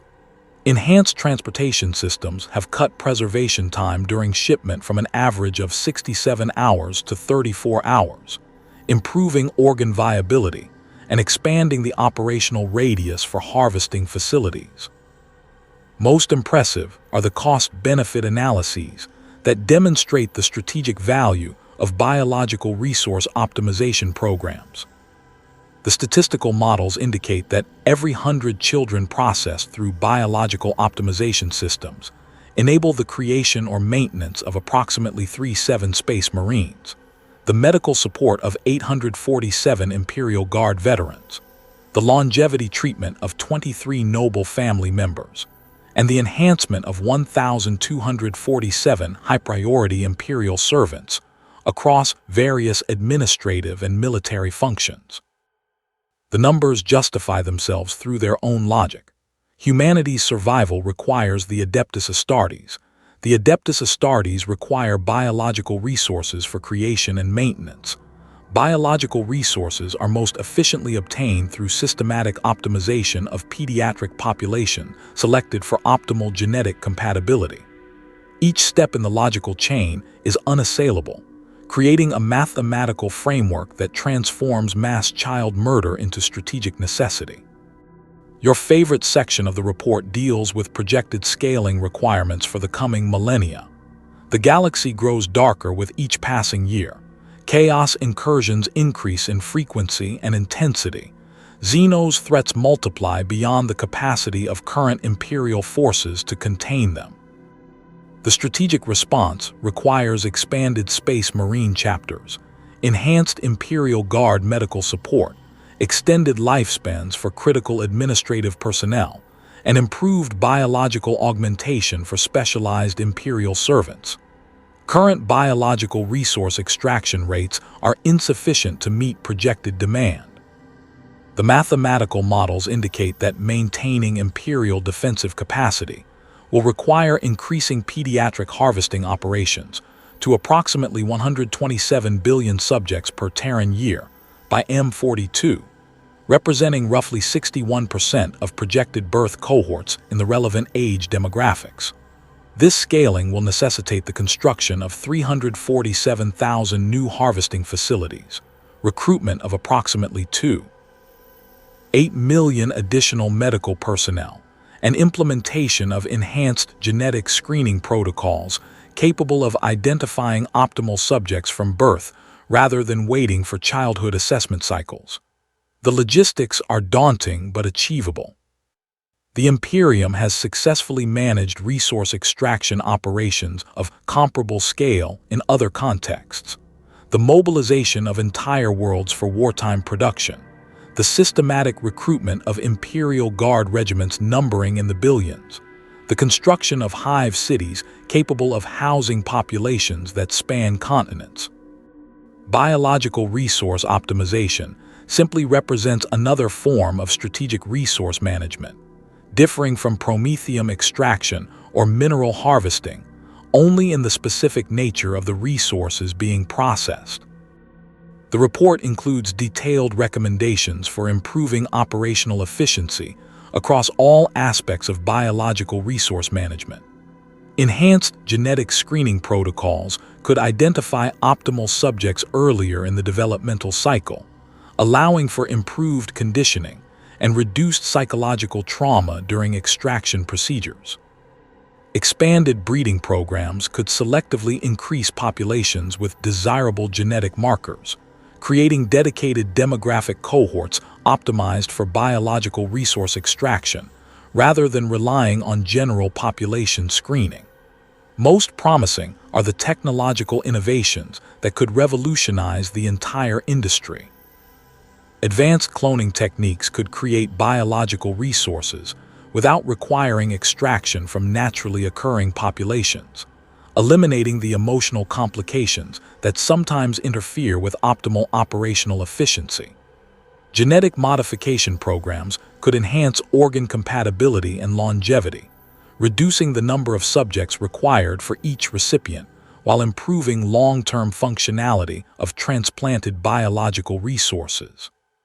The psychological management sections demonstrate sophisticated understanding of the human factors that can compromise biological resource operations.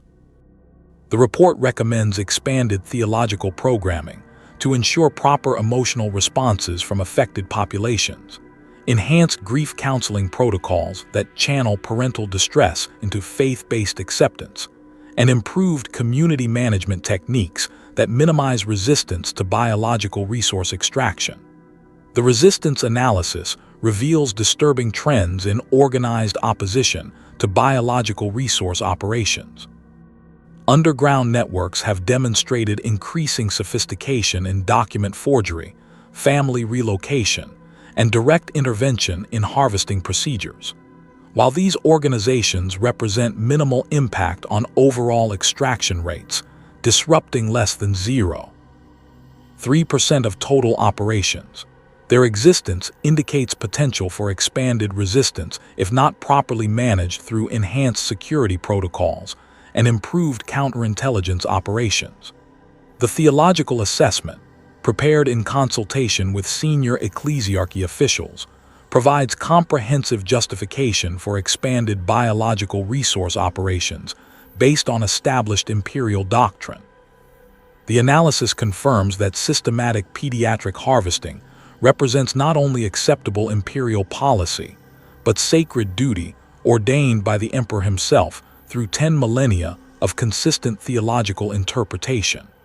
Opposition to biological resource optimization constitutes heresy of the highest order, threatening not only imperial strategic capacity, but the spiritual salvation of humanity itself.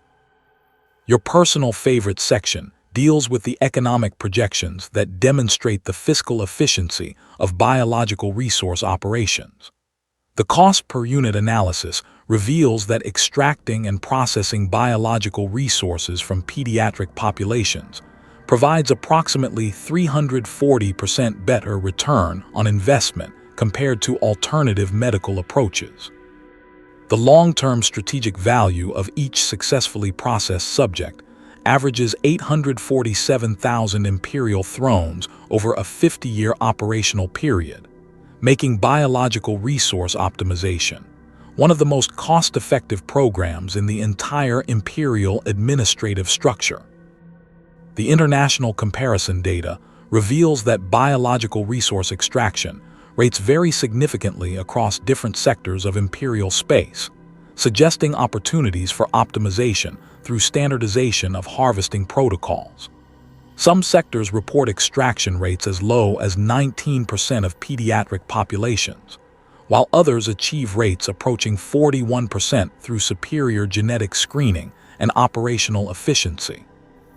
Implementing best practices across all imperial territories could increase overall extraction rates by 67% without requiring additional infrastructure investment. The technology development timeline projects continued improvements in biological resource management capabilities. Enhanced preservation techniques could extend organ viability during transport, expanding the operational radius for harvesting facilities and allowing for more centralized processing operations.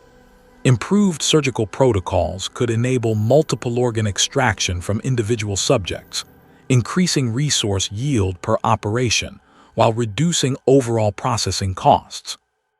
The quality control analysis demonstrates consistent improvement in resource compatibility rates through enhanced genetic screening and improved donor selection criteria. Rejection rates have fallen from 27% in M40 to less than 6% in current operations, representing substantial gains in operational efficiency and resource utilization. The trend lines suggest that continued optimization could achieve rejection rates below 2% within the next century, approaching theoretical maximum efficiency for biological resource operations. The risk assessment section acknowledges potential challenges to expanded biological resource operations. Population growth rates in some sectors may not support projected extraction increases without compromising reproductive sustainability. Resistance networks demonstrate concerning capabilities for disrupting operations and may require enhanced security measures that could affect operational costs. Technological alternatives to biological resource extraction could potentially reduce demand, affecting the strategic importance of pediatric harvesting programs. But these risks are manageable through proper strategic planning and resource allocation. Enhanced breeding programs could maintain sustainable extraction rates even with increased harvesting quotas. Improved security protocols could eliminate resistance networks while maintaining operational efficiency. Continued investment in biological resource optimization technology could ensure that pediatric harvesting remains the most cost-effective solution to Imperial medical resource requirements. The final section presents projections for biological resource requirement extending to M45, incorporating anticipated expansion of Imperial space, projected casualty rates from increasing chaos and Xenos threats, and estimated demand growth from enhanced longevity programs for critical Imperial personnel. The mathematical models indicate that meeting these requirements will necessitate biological resource extraction rates approaching 73% of total Imperial pediatric populations by the end of the projection period. This represents the systematic harvesting of nearly 3/4 of all children born in Imperial space for biological resource optimization. The scale is unprecedented in human history, but the strategic necessity is absolute. Without these extraction rates, the Imperium cannot maintain the military and administrative capacity required for species survival in an increasingly hostile galaxy. The numbers are clean, precise, beautiful in their mathematical certainty. 73% of all children born in the Imperium, processed through biological resource optimization systems that will transform their young bodies into the raw materials required to maintain humanity's greatest defenders and most essential servants. Hundreds of billions of small graves marked with golden symbols, representing the price of survival in a universe that offers no good choices. You close the report with professional satisfaction at a job well done, 7 years of analysis distilled into mathematical certainty about the strategic requirements for Imperial survival. The recommendations are clear. The projections are supported by rigorous statistical analysis. The theological justifications are unassailable. The High Lords of Terra will have everything they need to make informed decisions about scaling biological resource operations to meet the challenges of an increasingly dangerous galaxy. Tomorrow, you will present these findings to officials whose authority spans star systems, whose decisions affect trillions of lives, whose responsibility for human survival requires them to think in scales that transcend individual compassion. They will review your mathematics, approve your recommendations, authorize the construction of harvesting facilities that will process children with the efficiency of industrial manufacturing. You are Senior Analyst Mordian Kask, and you have spent 7 years transforming the systematic murder of children into strategic planning documents that will ensure humanity's continued survival. You sleep well at night because you know that the numbers don't lie. The mathematics are pure, and the emperors will require whatever sacrifices are necessary to preserve the species in a galaxy that wants humanity extinct. The horror has become mathematics, and the mathematics are beautiful in their terrible precision. You are now 37 years old, and you survived. Not because you deserve to survive, not because some higher power intervened on your behalf, but because of random genetic imperfections that made your 7-year-old body unsuitable for the biological resource optimization that claimed so many of your childhood companions. A slight irregularity in your cardiac development, barely detectable even with Imperial medical scanning technology, saved your life by making you worthless to the systems that transform children into components for superhumans. You have lived 30 years since the day you stood in that white room, 30 years of carrying the knowledge that you exist only because you were flawed enough to be worthless. 30 years of survivor's guilt that tastes like rust and recycled air. 30 years of wondering what happened to the children whose perfection condemned them to sacred service. 30 years of trying to build a life, while knowing that the foundations of your civilization rest on the systematic consumption of innocence. You married Lyanna when you were 24, another survivor of the assessment cycles who understood why you sometimes woke screaming from dreams about golden marks and servo skulls. You have 2 children together, Marcus, who is 8 years old and whose genetic profile indicates optimal compatibility for space marine enhancement, and little Alina, barely 5, whose preliminary assessments suggest she possesses the kind of biological perfection that attracts the attention of systems you've spent 3 decades trying to forget. Today, the servoskulls are flying again. The notification arrived through official channels with the bureaucratic efficiency that characterizes all Imperial communication. Mandatory biological assessment for Imperial citizens Marcus Valdris and Alina Valdris, scheduled for processing day 347, cycle 23, location: Imperial Medical Facility, Complex 7 Alpha. The same sterile language, the same official seals, the same careful euphemisms that transform child selection into administrative procedure. You stare at the document while your wife cries silently beside you, her tears falling onto the kitchen table where your children's breakfast dishes still carry the remnants of their last carefree meal. In a few hours, you will walk them to the same medical facility where you once stood in line, where they will be measured and cataloged and assessed for their utility to an empire that consumes its young to maintain its strength. Marcus doesn't understand why everyone is so sad. He's excited about the medical assessment, proud that he might be chosen for something important, eager to serve the Emperor in whatever capacity his young body might enable. At 8 years old, he still believes that being perfect is a good thing, that serving the Empire means glory and adventure, that parents cry from pride rather than grief when their children are selected for sacred service. Alina clutches her stuffed grox with the same desperate intensity you remember from your own childhood, sensing the adult's distress without understanding its source. She asks questions that pierce your heart. Why is Mama crying? Are we going somewhere far away? Will we see you tonight? Questions that deserve honest answers you cannot provide, because honesty would require explaining that the empire they live in treats children as expendable resources for maintaining systems too important to question.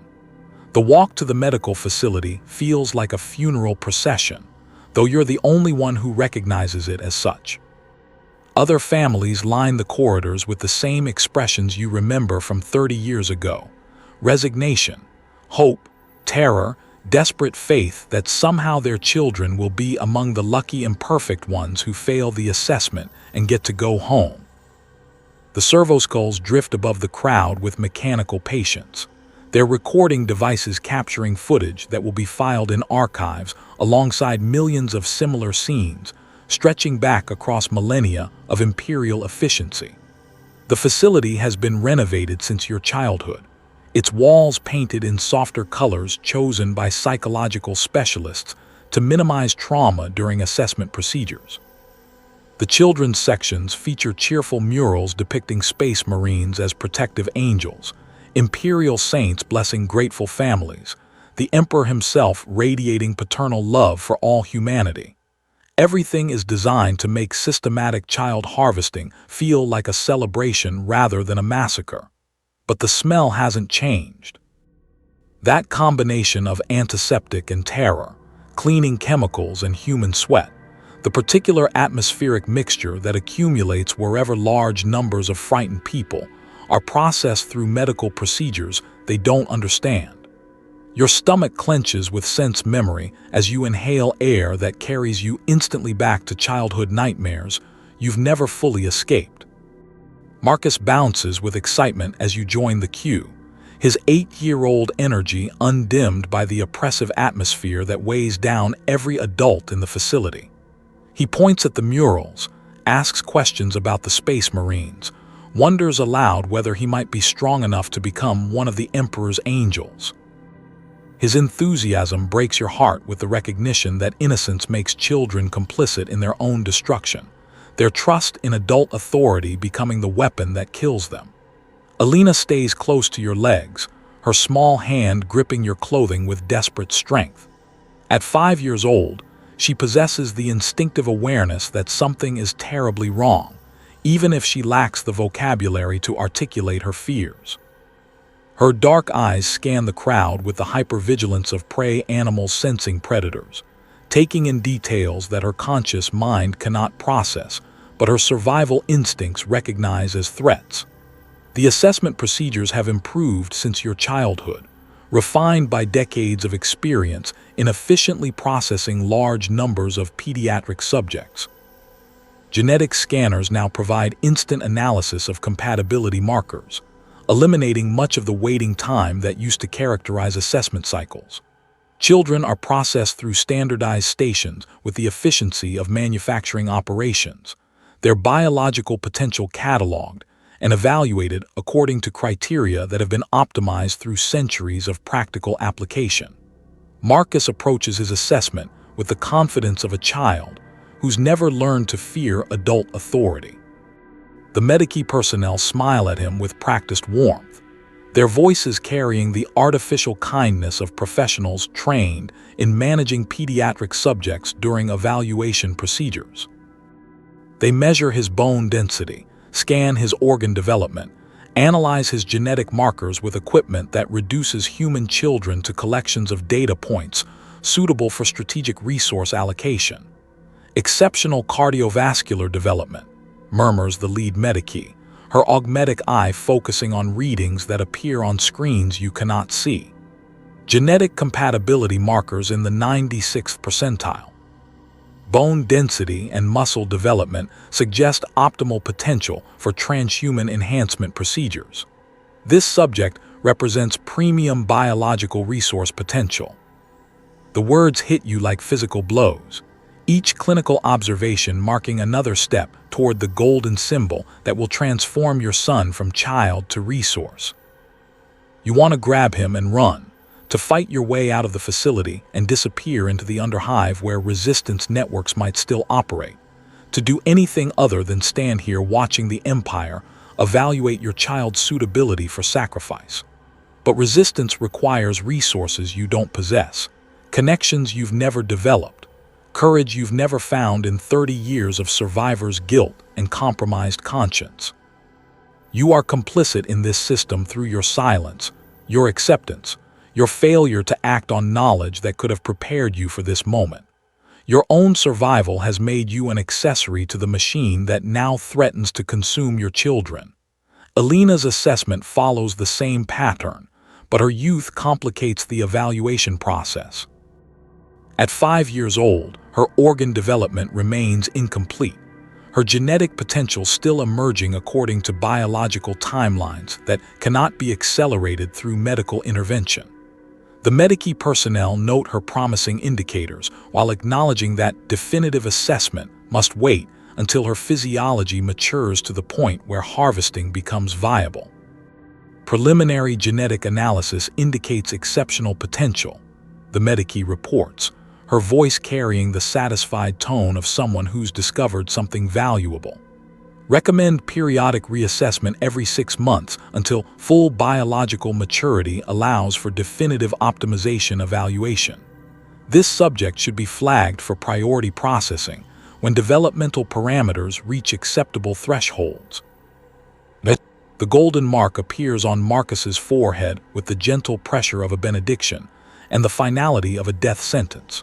Your son stares at you with confused pride, not understanding why his achievement makes everyone so sad, why being chosen for sacred service looks exactly like a disaster rather than an honor. He asks if you're proud of him, if he did well on the assessment, if the golden mark means he's special like the Space Marines in the murals. You tell him yes because what else can you say to a child who's been marked for sacrifice? Yes, you're proud. Yes, he did well. Yes, he's special. The lies taste like poison in your mouth, but the truth would be worse. The truth that he's been selected for biological resource optimization, that his perfect development has condemned him to a fate you barely survived learning about 3 decades ago. Alina receives a different mark, silver instead of gold, indicating deferred assessment pending physiological development. She will be monitored, evaluated periodically, her growth tracked against optimization criteria that will determine whether her 5th birthday marks the beginning of a countdown toward harvesting or merely another temporary reprieve. The silver mark feels like borrowed time, a stay of execution that could be revoked at any moment based on how perfectly her young body develops. The transport to the residential facility happens immediately, with the efficient processing that characterizes all Imperial biological resource operations. Marcus is separated from your family group and assigned to quarters designed for subjects selected for immediate optimization, while Elena returns home with a schedule of mandatory health assessments and developmental monitoring appointments. You watch your son disappear into systems that will transform him from your child into biological resources for someone else's survival. He waves goodbye with 8-year-old enthusiasm, still believing he's going somewhere wonderful, still trusting that adult authority serves his best interests. The last thing you see is his small face pressed against the transport window, smiling with excitement about the adventure he thinks he's beginning. The grief that follows is different from what you expected, more complex than simple loss. You mourn not just for Marcus, but for your own complicity in his destruction, for the 30 years you spent building a life in a system that you knew would eventually demand this price. You rage against the empire that consumes children, then hate yourself for participating in that empire through your silence, your acceptance, your failure to resist. Lyanna breaks in ways that cannot be repaired, her mind rejecting realities too painful to accept. She begins talking about Marcus as if he's away at school, planning for his return, preparing meals for a child who will never come home. The grief counseling sessions that are mandatory for affected families provide theological frameworks for understanding loss, but no framework exists for parents who have spent decades knowing this moment would come and done nothing to prevent it. Elena develops with the hypervigilance of a child who knows she's being watched for signs of perfection. She hides her intelligence, suppresses her physical capabilities, does everything possible to appear unremarkable to the periodic assessments that track her development against optimization criteria. At 6 years old, she's learning that survival requires mediocrity, that being special is dangerous, that loving parents sometimes means giving them reasons not to be proud of your accomplishments. The silver mark on her forehead fades over time, but the thread it represents remains constant. Every 6 months brings another evaluation, another calculation of her biological potential, another opportunity for the systems that claimed Marcus to decide that Elena has developed sufficiently to join her brother in whatever sacred service actually means for children who disappear into Imperial medical facilities. You try to maintain normal family routines, but normality feels like a performance staged for audiences who know the truth. You go to work in the manufactorum where productivity has declined since Marcus's selection, your concentration compromised by grief that you're supposed to experience as pride. You participate in community activities where other parents avoid mentioning their own children, afraid that discussing offspring might attract the attention of forces that periodically harvest youth from their neighborhoods. The resistance networks you never contacted operate in shadows you never learned to navigate, helping families you never approached with resources you never developed. Your own survival has made you complicit in systems you never challenged, and now that complicity has cost you everything you tried to protect through your silence. The knowledge that you could have acted, could have prepared, could have chosen resistance over acceptance, becomes another weight in the accumulated guilt that defines your existence. Time moves differently when you're waiting for the other shoe to drop, when every month brings Elena closer to the developmental thresholds that will trigger final assessment for biological optimization. You watch her grow with the terrible knowledge that each milestone represents progress toward a future you cannot protect her from, that loving her means hoping she remains imperfect enough to avoid the sacred service that claimed her brother. The 10th anniversary of Marcus's selection passes without acknowledgement, because acknowledging it would require admitting that he's never coming home, that the sacred service rhetoric was always euphemism for systematic child murder disguised as religious duty. Instead, You maintain the fiction that he's serving the Emperor somewhere glorious, that his biological contribution to humanity's survival represents honor rather than horror. Alina turns 14, with the cautious celebration of people who know that birthdays mark progress toward danger rather than growth toward maturity. She's learned to hide every sign of the exceptional development that would make her valuable to biological resource optimization programs, presenting herself as aggressively average in every assessment despite possessing capabilities that would otherwise mark her for harvesting.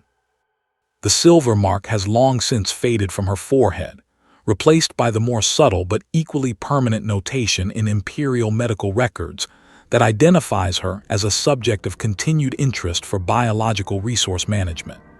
She carries identification documents that list genetic markers, developmental tracking numbers, assessment schedules that treat her as a potential resource rather than a person with inherent worth.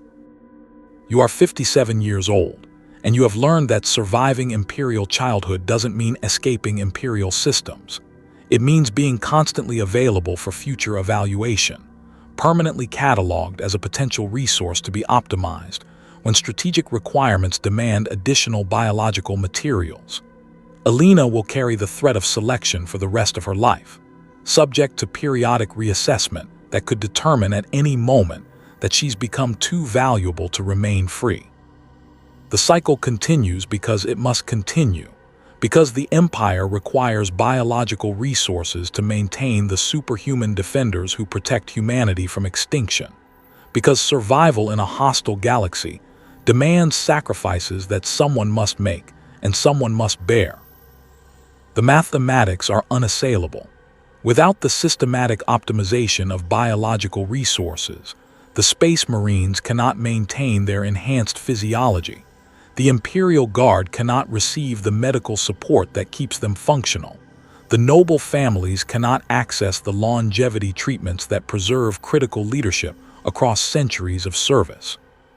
But mathematics don't account for the cost of living in a system that treats your children as expendable resources, the psychological price of participating in a civilization that consumes innocence to maintain strength, the spiritual damage of accepting that love must always yield to strategic necessity.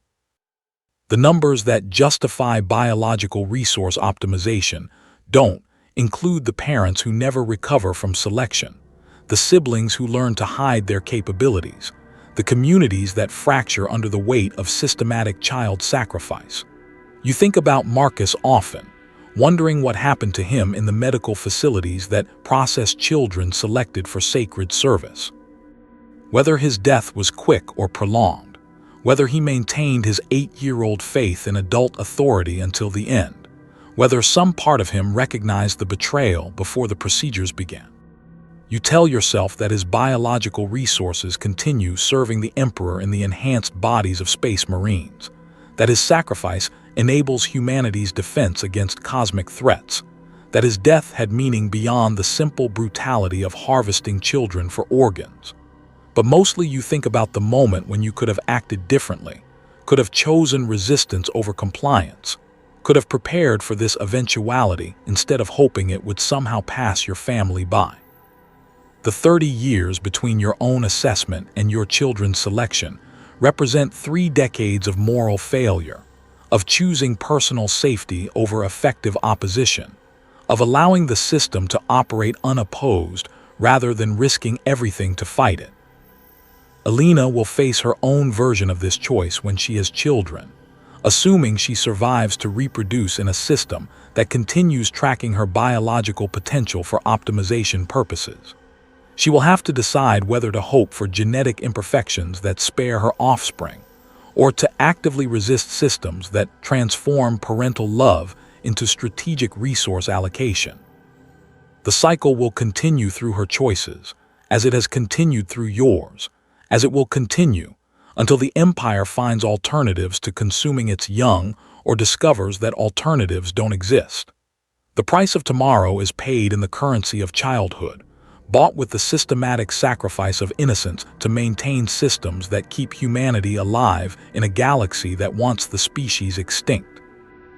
You have learned to live with that price, to function within systems that demand it, to love your remaining child while knowing that love itself has become a luxury the Empire cannot afford.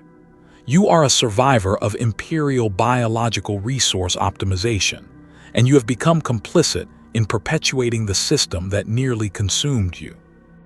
This is what survival looks like in the 41st millennium, the gradual erosion of every moral certainty except the overriding imperative to continue existing, regardless of what existence costs. The golden marks continue appearing on young foreheads throughout the Empire, marking children for sacred service that transforms them into biological resources for humanity's defense. The servoskulls continue their mechanical observation, cataloging potential subjects with the efficiency of systems that have operated for 10 millennia without interruption. The parents continue loving their children while knowing that love makes them vulnerable to forces beyond their control or comprehension. And in the vast bureaucracy of the Imperium, clerks continue processing forms that authorize the systematic optimization of biological resources, reducing human tragedy to administrative efficiency with the precision of mathematics applied to horror. The machine runs on love transformed into loss, innocence converted into utility, children processed into components for warriors who defend a civilization that consumes its own future to survive its present.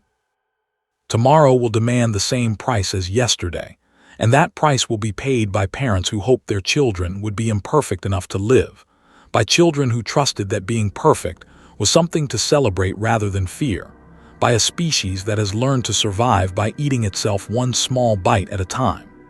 The Emperor protects, they say, but sometimes protection requires sacrifices that feel indistinguishable from the threats being protected against. Sometimes the cure becomes worse than the disease, and sometimes the only choice is between different forms of damnation. In the end, you choose survival because the alternative is extinction, and extinction offers no opportunity for redemption, no chance for change, no hope that future generations might find better solutions to impossible problems. You choose to live in an empire that harvests children for biological resources, because living means your remaining child has a chance to grow up in a universe that might someday offer her better choices than the ones you were given. It's not much of a hope, but it's the only hope available. And sometimes, in a galaxy where every star is dying and every world is under siege, hope itself becomes a form of resistance against the darkness that wants to consume everything human civilization has managed to preserve. The cycle continues as it must, as it always has, as it always will, until the stars themselves burn out and the Emperor's dream finally dies. But until that ending comes, there are children to love and protect, systems to survive and subvert, choices to make about what survival means and what prices are worth paying. There are small acts of defiance disguised as compliance, quiet forms of resistance that look like acceptance, ways of preserving humanity that don't require abandoning what makes humanity worth preserving. You are 57 years old, and you have learned that the price of tomorrow is paid in the currency of today's innocence. It's a price that feels too high to pay and too dangerous to refuse, a bargain with forces that offer survival in exchange for everything that makes survival meaningful. But you pay it anyway, because the alternative is worse, and because somewhere in the mathematical certainty of Imperial strategic planning, there might still be room for love disguised as loyalty, for hope masquerading as duty, for humanity persisting in forms too subtle for systems to detect and too resilient for horror to destroy. The small price of faith, as it turns out, is everything, and somehow, impossibly, that price is still worth paying.